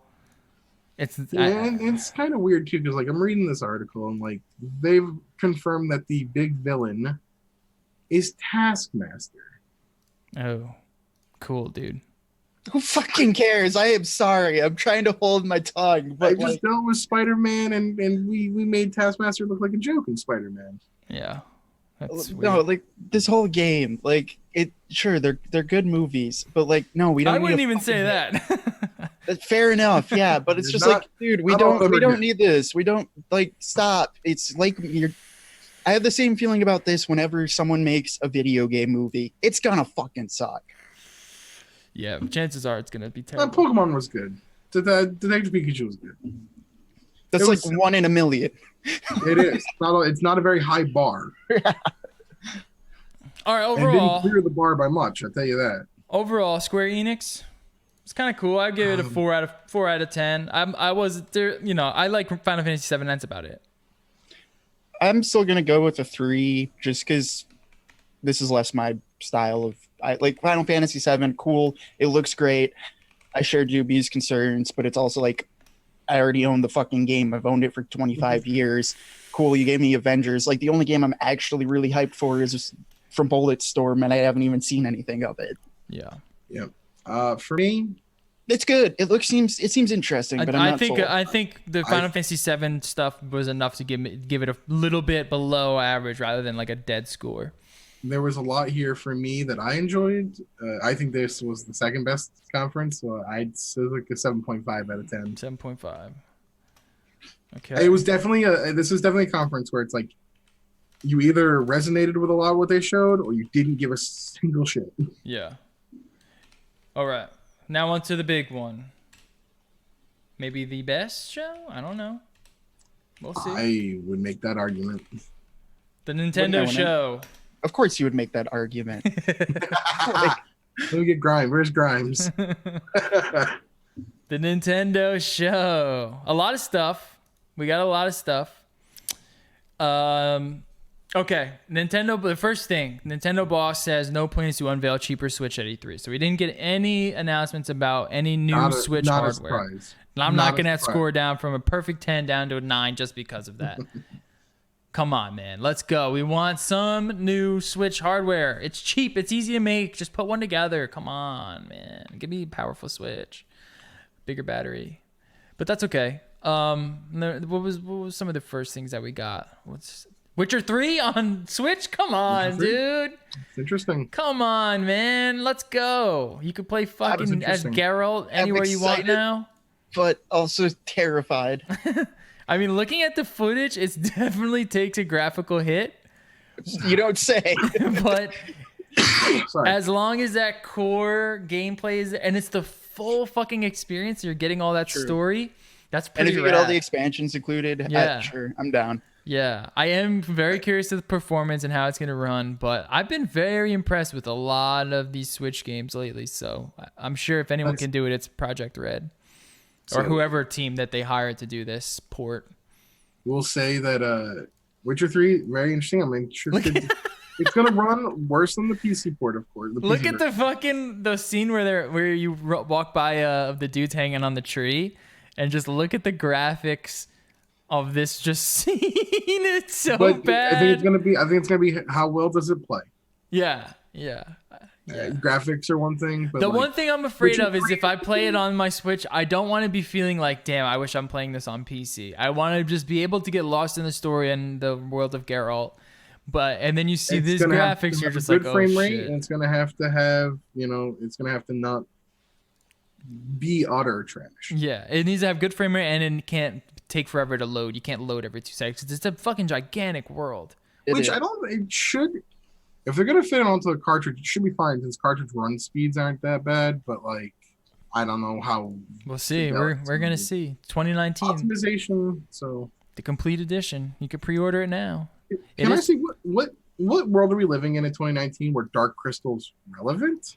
Yeah, I don't know what that is. So you're gonna have to fill It me was in an on Dark 80s Crystal. movie made by Jim Henson. Okay. It was not a very good movie. I guess it has a cult classic. Has a following. Mm-hmm. I remember this. No. Yeah, it was trash. Yeah, it was trash. I just feels weird that Netflix, so I guess has the rights to it now, is bringing a game. Oh yeah, I remember this too. That's I don't remember weird. when I seen it. Weird, like goat Yoda. Yeah, I remember these fucking like turtle dudes. Yeah, I just don't get it. Nope. This was like one of the one things in Nintendo's like presentation. I was like, we didn't really need that. Hey man, there's a lot of things you don't need in the Switch store. Just put it that way. Link's Awakening on the 20th, Like September 20th. Panzer Dragoon. And it will have a dungeon creator. Link's Awakening looks fucking awesome. Which is really cool. I love the art style. The art style is just adorable. Yeah, it looks fucking cool. It's perfect It is. for that game. And it is, but again, like this is going back to all of my problems with Nintendo. That was the first video game I ever beat, like 25 years ago. Yeah. Ready to play it again? For the 8th time. Let's go. And the Yeah, 8th let's go. console. Yeah. And then Trials of Mana, which is Seiken Densetsu. Yeah, you were super hype on that. For the first time, I was losing my mind. This was like, for me, out of all the presentations, of all the announcements, this is the one I got the most hype about. Yeah, when I saw it, I was like, this looks fucking pretty cool. Just like the gameplay that they kind of showed. Let me see if I There's 6 characters you can start with. Each has their own origin story that you will only see if you start with them. You can only recruit up to 3 characters that all have their own stories that you'll go through. So there's a lot of replayability if you want to see all of the stories. Okay. That's one of the things I really like about this game. Why And the did it gameplay. never get a Western release? I don't know. Is it too I don't weeby? know why it came over. Why it didn't come over. I don't know if it was because maybe Secret of Mana at the time wasn't as successful as they thought it was. Because it was definitely a lot more ambitious than Secret of Mana was. And that game is now considered like a classic. A lot of people who have played this definitely played the fan translated version, of which that team has said to Square multiple times, hey, we'll do the translation. You can just have our translation if you want. You can just take it. So I don't know. And it's really interesting that they finally decided to do this for the West. Maybe they see that they're doing very well with RPGs on the Switch in general, with Octopath and other games like that. So maybe Square Enix is like, you know what? RPG machine, Switch is great for it. Bring it. And you can also get right now Trials of Mana and Secret of Mana. And Final Fantasy Legend, which is the original Super Densetsu. Final Fantasy Adventure, I think it says. Yeah, which was on the Game Boy. It came over here as Final Fantasy Adventure, but it was Secret of Mana. Mm-hmm.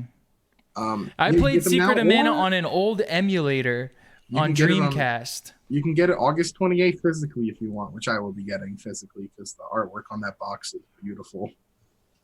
Cool. Yeah, it looks pretty cool.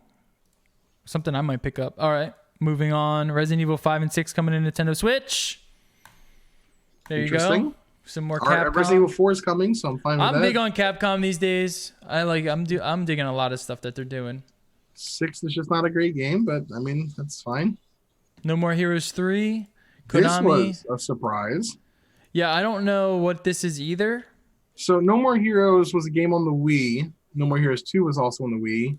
This is Suda51's like big game. Then it kind of, after 2, we didn't see anything until he came back and brought that No More Heroes Travis Strikes Back, which was mediocre. It was okay. If you like top-down arcade style games, it's fine. Definitely a lot of adult humor in these games. So seeing No More Heroes 3, boobies and peepees. but this is the thing that's interesting to me. I don't know if this is a timed exclusive or an actual exclusive, because No More Heroes Travis Strikes Back is now going to PS4 and PC, I believe. So I don't know if No More Heroes 3 itself is a timed exclusive, or if it's just going to be a Switch exclusive. This It is would the not most surprise me. stereotypical fucking trailer I've ever seen in my life. It is animation. It is. I want to be Gundam, but I'm not. Sounds like Suda51. It's out there. He just makes references to things like Star Wars. Did they talk about peepees and poopies? I will say that if you want to charge your beam saber, you have to shake your Wiimote like this. Okay. Then I'm into it. He saves by going on the toilet, by sitting on the toilet. Oh, okay. I like It's where this is going. Wacky game. It's I like a very wacky. series. That's what I want from Japan. I want more wacky. Oh, then you want Suda51. Contra with Contra Road Corps. Konami's bringing it back. Next to Dark Crystal, this was the worst thing I saw. Was it? This game looked like shit. It looked like it was running like shit. Did we even get a max of 15 frames per second in that game? It looks fucking. It was bad. It looks like a mobile game, actually. It does. Yeah. It did not look good. Konami bringing back Contra. Yeah, there you go. Okay, moving on. Onwards. Panzer Dragoon remake. Fuck this game. Better You didn't Star like Fox. Panzer Dragoon? No, This was a Sega. I want real Star Fox. I'm sorry, but Panzer Dragoon is a not better. a fucking dragon bullshit fake Star Fox. This is a Panzer Dreamcast Dragoon game, is wasn't better it? Star Fox though. Was this on Nah. Dreamcast? I will sit on that. I will die on that hill. That the Panzer Dragoon is a better series than Star Fox is. Oh, shots Star fired. Fox had one good game, and that was Star Fox 64. And 64 is Bay. I just want I want Star Fox. They'll 64 never back. recapture that. Star Fox Zero was one of the worst games I've ever played. What about a Star Fox Ace Combat crossover? I think you're looking. What at about a Star Fox Microsoft's Flight Simulator crossover? Even Starlight No. was a better Star Fox game than anything that's come out recently for Star Fox. Well, yeah, recently, but you're also talking about Nintendo, who until recently hasn't put out good games. All right, It and was then like we, their main The console. Wii U was rough. The Wii U was rough. Yeah, it 3DS was. was great. I mean, hey, they put Star Fox 64 in the 3DS. That's all they need to do for this. Pokemon Sword and Shield, the big news. We got to see a lot of it. Did you guys see Empire Sin before that? No, That looks interesting. Empire of Sin. I don't know what it is, but don't it looks either. edgy as hell and just gangster. But it looks like a control.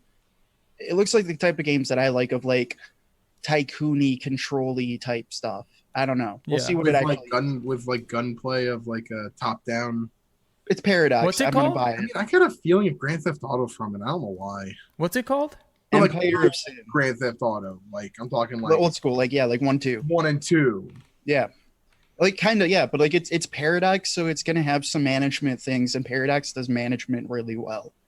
Mm-hmm. And in this kind of setting, I'm intrigued. Yeah, that's definitely interesting. This like gangster game. Yeah. Yeah, It does look kind of cool. it kind of came and went. I in love the, mobsters. presentation. Mobsters, Tommy Yeah, it guns. definitely has interesting. Hey Johnny, go get the tartufo. I mean, it's just Paradox Leave the cannoli. publishing it, so we'll see. It's definitely up your alley. But yeah, that's your kind of game. I'm hopeful. Pokemon, dude. What's the verdict on Pokemon? Are you excited? Are you not excited? Do you like the beanie? Do you like the backpack? Do you like the I'm ready for it. world? I don't care. But like yes, it. I'm excited. I enjoy the Pokemon that we've seen. I like the sheep Pokemon, Wooloo. They got Wooloo? a Corgo. Mm. See, I'm I not saw of the that. Pokemon world. I am not a Pokemon fan per se. I'm And on what or I off. see Like I looks haven't very really. similar to I- every Pokemon I've seen. I like that they're Yeah. going back to gyms over the trials from Sun and Moon. Yes. I just want a Pokemon game. I want Pokemon Yellow that looks like Pokemon Stadium. That's what I want out of this. That's kind of what this looks like, right? and that's why I'm excited. That's what I'm hoping. That's kind of what this looks like. Dynamaxing, It's got a nice clean UI. Really? but I like it. It's got a Wooloo, a man named Wooloo. Wololo. Remember that? You guys know what I'm talking about? Wololo. Yeah. I don't know. It's Pokemon, dude. Who gives a fuck? Fucking Looks pocket good. monsters. It's probably gonna sell like hotcakes. It's fucking Wingull, dude. Pokemon has selling power. Fucking Score Bunnies. Wingulls. Yo, Scorbunny's my dude. Is he? As I'm a starter, I'm gonna Wait, start. what was with Bunnelby? What about Bunnelby, dude? The legendaries look so fucking. Bunnelby's evolution is. They look trash. bad, you said? Yeah. What, the evolution? The legendaries. Oh, the legendaries. They. The dogs? I mean, the sword one is the best one. Shield one looks dumb. I mean, I think all Pokemon look dumb. How about that? no, most of you're them, not most of them do. Like you're right, but at the same time, I still like them, and I like the style. It is a nostalgia thing for me. I wish Mhm. they still had the old art style and not their weird new art style. I think that's part of what makes them look so dumb. Is they did get a lot more cartoony over the years. Mm-hmm. But I mean, the when you have actual- 809 Pokemon, it's kind of hard. In to, this game? But well, no, for me, No, when it comes down to the actual gameplay, though, they have a winning formula. I like the formula. See, this Yeah. would make me really excited about Pokemon if there were 800 and however many Pokemon in this game. Because They I don't said- like catching and meeting the same fucking Pokemon over and over and over again. You They know said what I mean? you can bring most Pokemon over, but I think they said that there's a certain Pokemon you're not going to be able to bring into the game, Mhm. just based on competitive reasons. Yeah, I want a Pokemon with all of them. You know? Give me all the Pokemon. I want a There was a gigantic... Pokemon MMO. Yeah, I would love that, actually. I would love some They sort of they had Pokemon one MMO. that's in- location ever. I'm not a Pokemon man where... Minecraft and Roblox, go play it. You're a is catch there 'em all Pokemon guy. there? You want to catch them all. Yeah, I'm more of like I don't know. I like to explore. I'm not a grinder. You know, I'm not Honestly, I the think the kind of one that's wild- gonna I grind think with the a wing wild with area is Wingull weird. and fucking Score Bunny all the day. This whole wild area thing is a neat addition where you can like full camera control. Like it's not the whole game you're gonna have that, but what it is, I feel like it's Yeah, I'm kind of a confused at step that. in that direction of what if we had a Pokemon game where it was like Breath of the Wild for Pokemon. Yeah, so the whole game's not that. The whole game's not that, but but apparently the area is really large. Yeah. Okay, that's cool.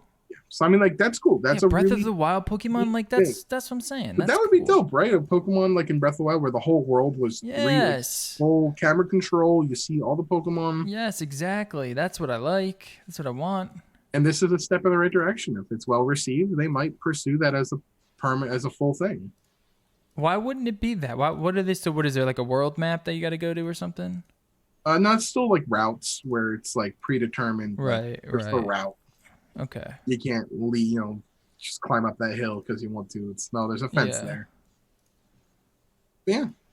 Ooh, I like this Pokemon battle. It kind of shows you the scale of some of the Pokemon, which is cool. I don't know who they are. This one's like what's his name? Onyx? Steelix? And he's fighting a tiger. Oh, Arcanine. Yeah. Yeah, I saw that from the There's like a treehouse. they're like really big. And there's raid battles. I think that's a cool way to do co-op.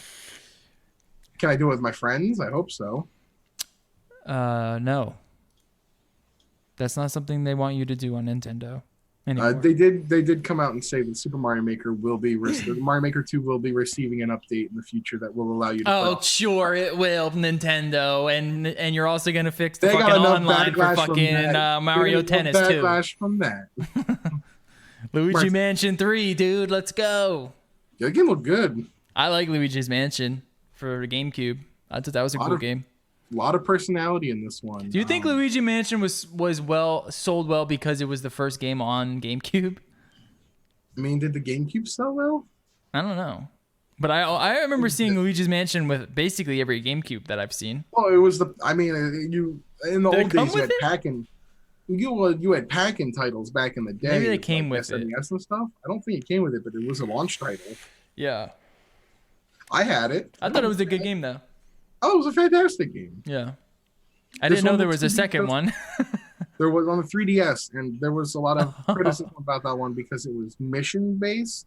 Right. So it wasn't like here's a mansion explore. It was like, here's your mission for this mansion, and then the bosses had no real personality to them. See, I'm a bigger fan of Luigi as a character than I am of Mario. I think Luigi has so much more personality. He's fucking goofy. And Mario's kind of just like, hey, I'm Mario. I'm the hero. I'm Mario. Luigi's Here's like, Luigi. oh. You got him death staring in Mario Kart. Yeah. You got him like on his own. He's a coward. He's just like a goofy fuck. Where Mario's like, hey, I gotta go jump on a Goomba. Mario's the Fonz. Hey, it's me, a Mario. Hey, I gotta go jump on a Goomba. All right. Astral Chain, though. The origins of Gooigi. Oh God, Luigi. I don't know what Gooigi is, but It's the co-op you can play. You play as a Goo Man? Yeah, he plays the Goo Man. Hey, I'm Gooigi. I'm Luigi's brother, Gooigi. All right. Yes, there's this fucking... Oh, dude, I'm hype about this. Olympic Games Tokyo 2020, dude. This... All right. I don't know about you guys, but growing up, I had this game on the PlayStation, original PlayStation, which was an Olympics game. I don't remember the name of it, but we played it all the time, and it had like jousting and triple jump and high jump and just all of them. And I've always wanted like a really good Olympics game. This doesn't look like one, but it does look like an Olympics game. Have you ever played any of the Mario and Sonic at the Olympic Games? No. Are they any good at all? I never played them, so I have no idea. Yeah, I'm very curious now. Because I used to fucking love those games, man. I mean, I gotta find that old PlayStation one. That was such a good one. All right, but I'm hype on that one. I like Olympics games, and I would love to see, because we are getting an Olympics soon. All right, yes, Link's Awakening. We already talked about that, and then finally, is there anything else before we talk about Astral Chain from Platinum? Oh yes. I don't see it. Oh, here it is. Oh yeah, baby. It looks very interesting. Let me get the. It trailer. opens. I was watching the Treehouse. It opens up with a shooting segment, and I was like, "What other Platinum game opens up with a shooting segment?" Nier Automata opens up with a shooting segment. Sure does. That's a good sign. Sure does. Now this game looks cool. I like what I've seen so far of it. Combat looks really cool. As long as it's got a really cool story, which it should. Platinum might have another really good title on their hands. Yeah, and them being on Switch makes me very, very happy. It looks fucking cool, man. It looks cool. Platinum. I'm huge on Platinum these days. Platinum and Capcom have been treating me very, very well, and hopefully this doesn't disappoint. Yep, and then we've got. Do you want to do Smash Brothers or? Oh yeah, we can talk Smash. Oh yeah, and then Animal Crossing. Oh my god, there's so much. So they started off the direct with a trailer for Hero from Dragon Quest XI. Yes. Which we kind of talked about this before. The rumor was that Erdrick from Dragon Quest would be in it, which he technically is because he's a skin for Hero. It looks interesting. I mean, another character, another sword user though, so a lot of people were complaining about that. But I mean, I'm a Dragon Quest fan, so this is cool to have representation for him. But the one that everyone lost their shit for was Banjo and Kazooie are back. Banjo and Kazooie, dude. That is a nostalgia bomb right there. Yep. And they look like some sort of like Diddy Kong type player. Kind of combo. Yeah, it's kind of interesting. Like he's got like the super unique super armor on his like whatever that attack is, where he just goes across the stage, almost like Charizard's Flare Blitz. You know how he just like hurts himself, but then just goes flying. Yeah. He just has pure super armor, so he just like was running right through items that should be hurting him. I'm intrigued. This is summer and fall, which leaves us with 2 more characters for winter and then Q1 2020. And then I have a feeling that they're not going to stop there. That'll be season 1 of DLC. They'll announce the next wave of 5. Mm-hmm. Because they're going to want to run. They're going to want to make as much money on this game as they can. And announcing another wave of DLC for another year, they're going to do that. I mean, how long have other fighting games been doing that? Yeah. We're on season 4 of DLC for Tekken. Yeah, this Ultimate is like, it's like one of those fighting games that just don't come around in a while, and they're going to want to keep this around. There's just no need to make an Ultimate 2 right now for a few years until like a it's jump. also it's Nintendo. You guys are like acting like there's gonna be a new one in a year. Like, No. are you serious? No, Dude, it's gonna take 8 years. Smash has never been on more than at one time. There's never been more than one iteration per console. Yeah. Yeah. Yeah. It's just most of the time they come out later in the console's lifespan, where this one came out really early in the Switch's lifespan. And they're just still updating and updating and updating. Is this something that Smash has seen before where it's just constant updates and constant new players and shit? 4 had a decent bit when it did the DLC and the patches, but they didn't give us patch notes at the time either, where they're finally actually giving us patch notes now. I mean, it's just like a level of content that is pretty cool. It's like they give you so much in the beginning. I still haven't played every player. This is nuts. And I play every day. Nintendo and Sakurai definitely finally wound up embracing the competitive scene for Ultimate. A lot more than they did in the past. Okay. Brawl was the answer to Melee's competitive scene, where they made that game uncompetitive as possible. Yeah. I was 'Cause still it like a was for always be a party glory, game. for fun split. Oh, Online. yeah. I still wanted them to fix the fucking online, basically. It'll never be fixed. But for now, it's literally a game that I play every single day. I play so much Smash, and it's cool to see like they're just giving us more and more on it. So that's nice. Yeah, and then we have Animal Crossing was announced March 2020. Sort of, and everyone's pissed. Yeah, it's sort of announced, or sort of its release has been announced. Okay. I mean, if you're into Animal Crossing, which I know a lot of people are, And a lot of people are, and I'm gonna have to keep hearing about it for about 9 months now. I don't care about Animal Crossing. It's just not my style of game. So I mean, I'm happy for I the like people it. who got it. I'm happy for the people who are getting it. No, I really like it. No, everyone's gonna be pissed because they've already been trying to do death threats because this game was promised at the beginning of this year. Oh yeah, and I understand. Even though really? they got their final release, they finally got a release date for it, but it was delayed, so they're still mad. Yes. No, they're all. Trust me, like Animal that. Crossing fans. That fan army is. They're have to deal with sending it. death I'm sorry, threats. Animal Crossing fans are some of the worst Nintendo fans. Really? They're rabid. What? They're I thought it was very mostly rabid. I have just to like deal with it every day. Trust me. I thought it was mostly women. I mean, I don't know. No comment. They're fucking vicious, I guess, huh? They are. I mean, rough. I like Animal Crossing. I'm not fucking waiting with bated breath, but No, I'm excited for it because I mean, like, cool. I enjoy that game style sometimes. It's chill. I don't go crazy about it, but it's like, perfect for a Switch, that's for sure. exactly. You know? Yeah, no, I mean, it's why the 3DS did really well, is they had this Animal Crossing games on it, which were perfect for the 3DS. Yeah. And I played it a ton, to be honest, until like- Stardew Valley came out, basically. Which was just better. And they could Yeah. make Animal Crossing for the phone and make a killing, and they did, and they completely fucking bastardized the game on mobile. Yeah, so that's but why the everyone Switch wanted. is the next best version, I guess. That's why they were all like waiting for it, and it was supposed to come out like early this year, and then it never did, and then And now it's next year. they're all pissed that Pokemon's coming out first. And you're going to see this quote a ton, the Shigeru Miyamoto quote.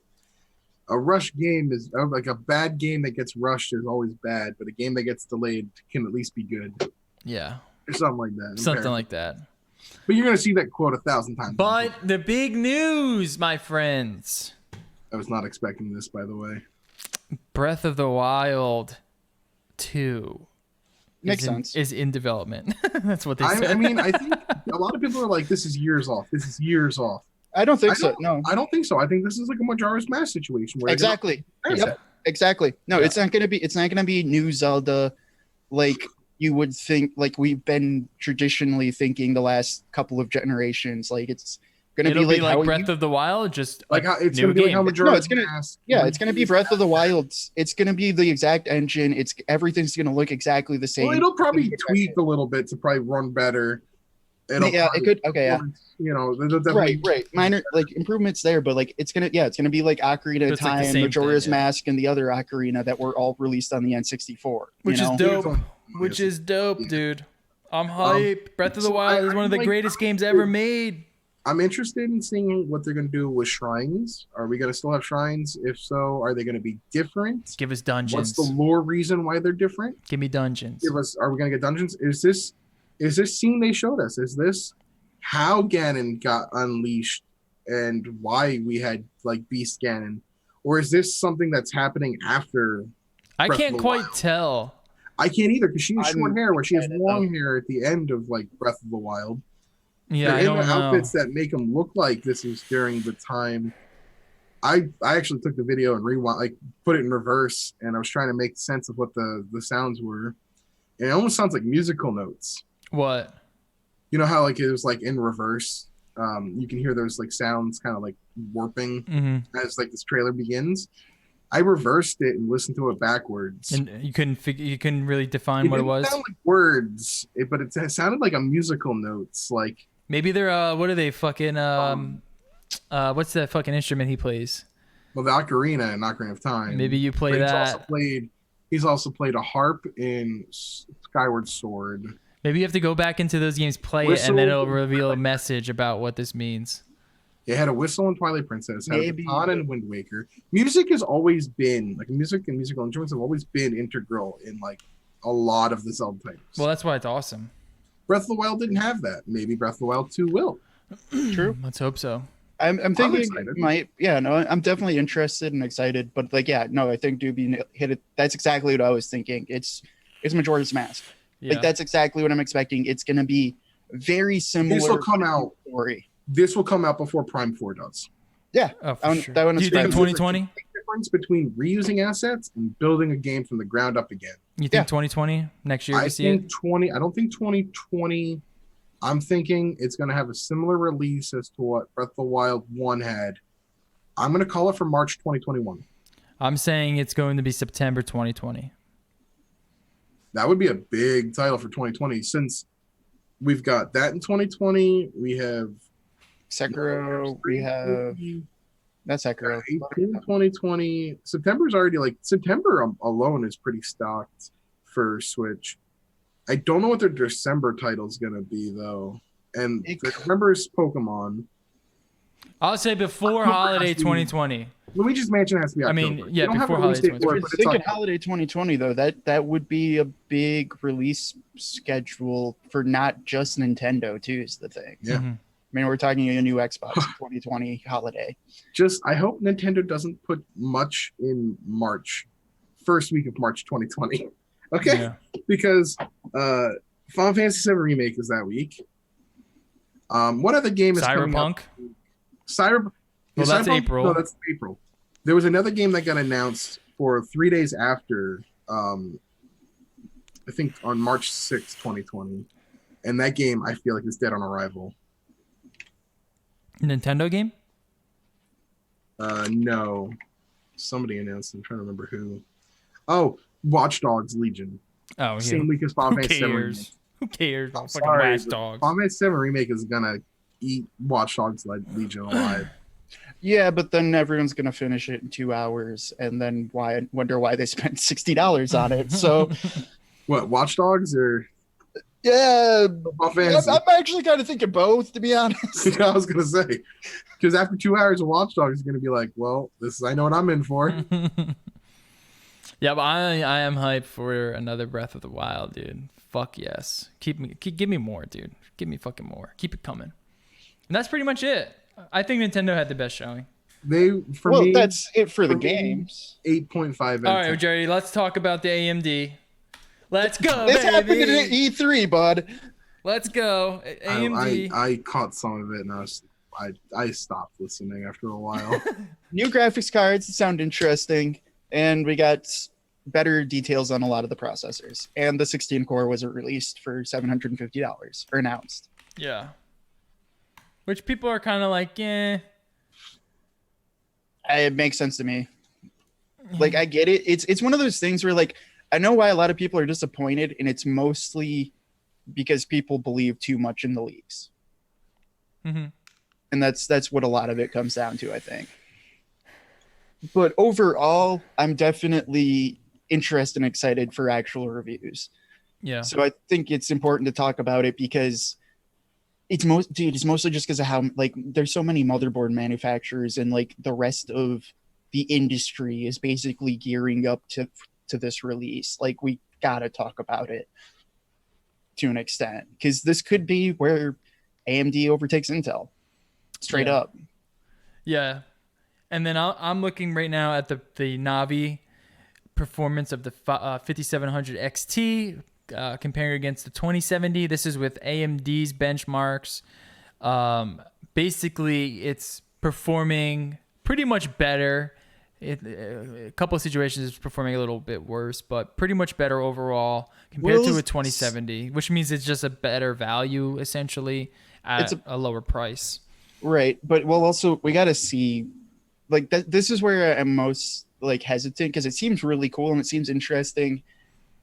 That's where I hear the most meh, and I think there should be the most meh because I think they could have released them a little bit cheaper because I don't think it's going to take much for NVIDIA to squash that or catch up or make a reason to buy NVIDIA again. Because you think these are their reference cards, so you get the aftermarket cards, right? And it's going to bump the price a little bit more, but it'll be a little bit more. No, well, that's the thing. AMD, it will bump it up a little bit, but AMD doesn't charge extra for Founders Edition like NVIDIA does. Mm-hmm. So it'll be about the same price. Hopefully, it'll be like maybe a little bit more expensive because there's also all the rumors about NVIDIA Super RTX because NVIDIA has to keep their dumb name schemes going along. Mm-hmm. And that could beat it. But depending on the price, who knows? They're doing a lot of cool, interesting things, I think, with them. And I'm interested in it because this is my price point. This is where I always buy. I always buy in the $300 to $500 range. And this is where I'm most interested. Not a $1,200 graphics card to replace in 4 years anyway. Yeah. That's fucking stupid to me. Yeah, so you basically would be between a 5700 XT or a 2070. And if you're going like value... well, that's the thing is why it's going to come down interesting to me too, because remember we were talking about the 2060 and it didn't make sense to buy a 2070 because you can basically overclock a 2060 to be a 2070. So you would even go lower and go against either a 2060 or what, a 5700 XT, or would you go just the 5700X or the 5700? I'd probably say the XT because I don't see the point of the regular 5700 just because they're priced so closely. Yeah. So like I really want to see how all of those go. What's the catch? So you're looking at the performance between 5700 XT versus the 2060 is really what you're looking at. Or 2070. Like 2070 is a better card, but you can make the 2060 close enough that it's not worth the money. Yeah. But I am definitely curious because it's one of those things where it looks like it's good for 1440p. I'm interested. I'm not holding my breath. They're saying it's the best GPU for 1440p. And it for the price point. It could be because the other thing too is we got to wait for actual benchmarks because they did their benchmarking interesting. They keep showing on the side and they were transparent about it, which is good, but they were doing best API versus best API for their benchmarks. What does that mean? So like the whatever the card scored highest on is what they were showing. So like if this Vulkan runs better on AMD. So if this card scored good on Vulkan, you could run it in Vulkan, and this is what you would expect versus the 2070s card's going to run better in DX12, so it's the DX12 score for the 2070 card. Interesting.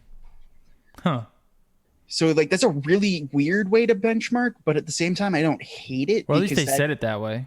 And they did, but it's also like that's what you're realistically going to do because you're going to run the card at whatever it's best at. Yeah. Like you're not going to not run the card at whatever it's not best at. Yeah, but normally you would put them both at the same thing. Right. But like I agree for benchmarking it's weird, but like in real performance terms, like you're going to when you're playing with the card, you're going to play at whatever it does best at. Yeah. So I'm interested. We'll see. Who knows? The processors are the real story to me, and I'm still excited. I mean, I think even the real story is the system as a whole and how it leads to the next gen consoles, because that's where we're gonna really see. Because I mean, even like even in terms of like just the graphics, Apple is starting to look more at AMD. I mean, they've basically been with AMD for the past fucking 6 years now, and I'm very curious to see what this whole new system of AMD looks like and how it performs and how it stacks up to this generation now. And from what we're seeing, it looks pretty impressive for the price that they're putting it at. And yeah, they released a 16 core 7 nanometer chip. And you could get a 12 core that wasn't being bottlenecked versus an i9 9900K, which is like the best gaming CPU. Mm-hmm. If that's not bottlenecked, that's insane. So I'm expecting it to actually be bottlenecked on real tests. Mm-hmm. But like I'm still expecting Intel to be better for gaming, but I think it's looking like it's getting to a point where it's negligible. Like we're talking like, Intel's like 3 frames better. And it just comes down to price, really. Well, then it comes down to price, but then Intel, you're not getting hyper-threading, you're not getting multi-threading. These are going to fucking kill it. Yeah. So that could be a big win. $500, 3900X, stacking up a 9900K. I mean, in these just like productivity and coding performance, we're seeing close to 30 to 50% increase from their benchmarks for $500. That's pretty good. No, they look kind of insane. Yeah. I'm definitely interested and excited for it, but I think it's something worth talking about because, dude, the motherboard vendors are not getting behind it unless it's like going to sell, unless they know, hey, this is something really fucking good, and they're getting behind it in droves. So we'll see about that with AMD for the graphics. I don't think the graphics are going to sell as well as NVIDIA yet. I don't think they've broken that barrier yet. No, it seems like they're having a little bit more trouble there than they are with the CPU department. Oh, yeah. But that just makes sense because NVIDIA is solely graphics based. They Right, don't worry about anything else, and they can just focus all of their money on that. And plus, they have such big enterprise in graphics that they can just put so much more money behind it. It makes sense for NVIDIA to always sort of be in the lead there. It's like what people were bitching about with the Mac Pro. Like, people were bitching about the Mac Pro for a bit because you can't do CUDA rendering. Yeah. And like that is legitimately a big thing. Super fair argument. It's gonna take a while, I think, for AMD to catch up there, but because they did put all of their chips on their processors basically, and it looks like they're doing the right thing though. So I'm interested for the future. We also heard RTX or ray tracing support, at least through like what Xbox was talking about with Scarlett. They said the consoles, and I'm not sold on that. We'll see. I don't know if that means like there is hardware dedicated to ray tracing, or I don't if think they it's hardware. figured out some sort of software-based ray tracing support. They're talking about they mostly want to work towards cloud ray tracing for now because they don't think hardware's there yet. And I think they don't think it's partially they don't think hardware's there yet, but they also don't think software's there yet. And I think that's interesting. Also kind of a fair comment to make or choice to make, because realistically, RTX is still mostly a hope and a dream at this point. Let's be real. Yeah. Like it is. There's still like 2 games that use RTX. Mm-hmm. They also did their own version of DLSS, which seems interesting. And that's completely open source, so it's super easy to get people to use it instead of having to send it to NVIDIA or whatever. Yeah, I'm curious to see how that's going to work. Yeah. So I'm interested to see how that works. What is the CPU that you're looking at? I'm not sure yet. I'm just more excited in general, and I'm going to go after I see reviews probably. Because realistically, I don't need to upgrade. I'm probably not going to upgrade for a bit. But when I don't need to upgrade this gen either, but I am looking to upgrade my GPU quite soon. And I want to see the next generation of RTX. Because, I mean, we're going to get NVIDIA's answer. And it seems like they're really focusing on like this creator suite thing that they're doing. Yeah, but it's going to be the super RTX. But the issue with RTX at the moment, and why I'm more interested in these cards, to be honest, at the moment, is what fucking RTX games are there? Yeah, I'm not even looking at RTX. I'm really looking at just like performance. And then exactly. So that's why AMD's just going after performance. The other thing that I thought was cool was they're running out that open source DLSS. It doesn't have to be run at 4K. like Yeah. NVIDIA, which is fucking stupid to me. You can just have it, it can just work. The other thing too that was interesting to me was how little of a, at least according to them, we'll see obviously, but according to their internal testing, it was like you were still getting 98% performance with it on. Mm-hmm. And then their anti-lag thing seems kind of interesting and actually smart. I don't know what that is. I I'm didn't see intrigued that. by that.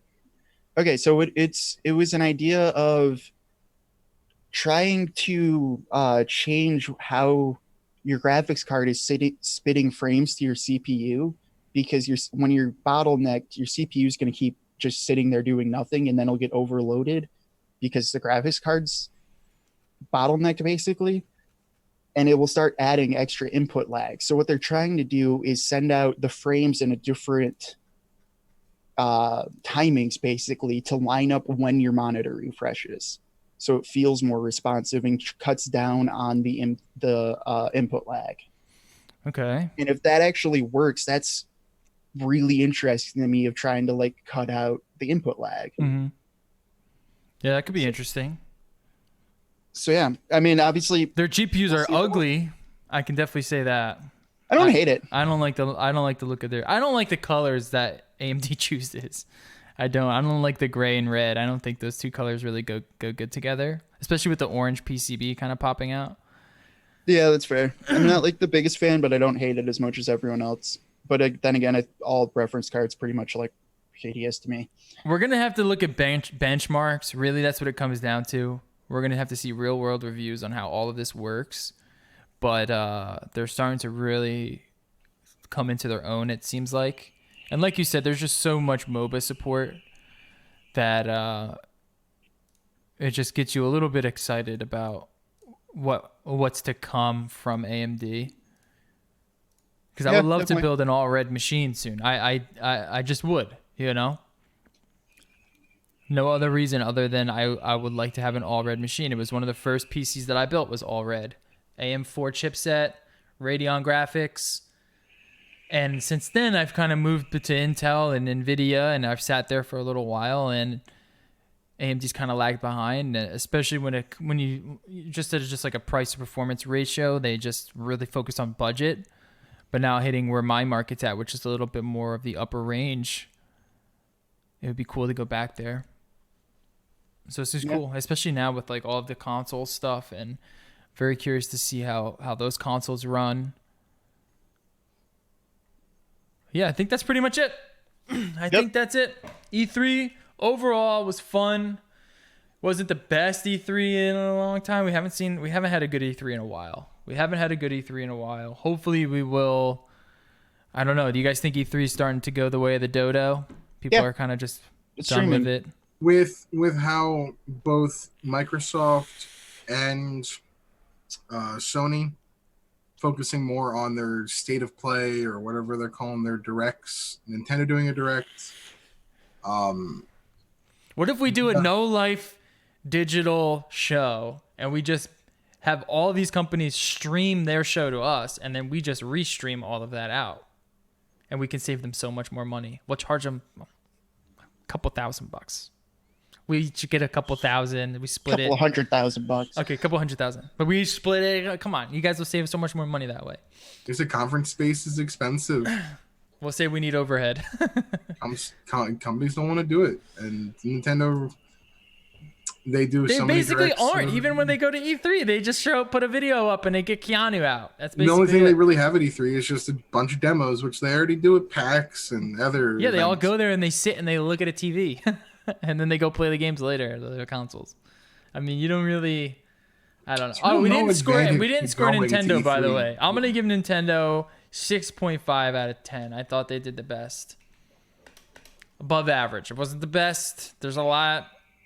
I don't like Nintendo Direct things. I think they're dumb and corny, and I think there's a lot of room for improvement. But they gave me a Breath of the Wild sequel. They gave me a bunch of cool stuff that I'm excited for. Much more so than the other ones. I would say the only one that comes close is Microsoft. And I just think Nintendo edged them out by 0.5. What do you think, Jerry? Nintendo?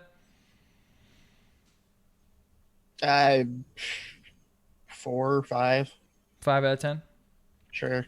Doobie. 8.5. 8.5. There My we favorite. go. It was, yeah. Nintendo is the winner of the No Life Digital E3 Showcase trophy. We will send it to you in the mail. We'll send it straight to Miyamoto. I don't know. I'm gonna have to deal with 8 or 9 months now of Animal Crossing. The death threats. So, Good luck with that. Tom Nook is gonna be fucking sleeping at your fucking foot of your bed. All right. Yeah, and I would say Microsoft came in second. Come on, Microsoft. We're all rooting for you, man. We want you to win. We want you to come back, drop some good shit. We don't want to wait 2 more years. 2 years for fucking Scarlet.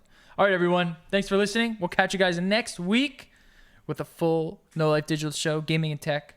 And hit up our website, nolife.digital. Hit up our Twitter, No Life Digital, and our Instagram, and I'll catch y'all later. Oh, and our subreddit, r/NoLifeDigital. I'm gonna start. I posted a few things. Most of the news that I get, I post over there now. So if you want to join it and just read the news, that's basically what it's for. It's like a news feed. But yeah, all right. We'll catch y'all later. Peace.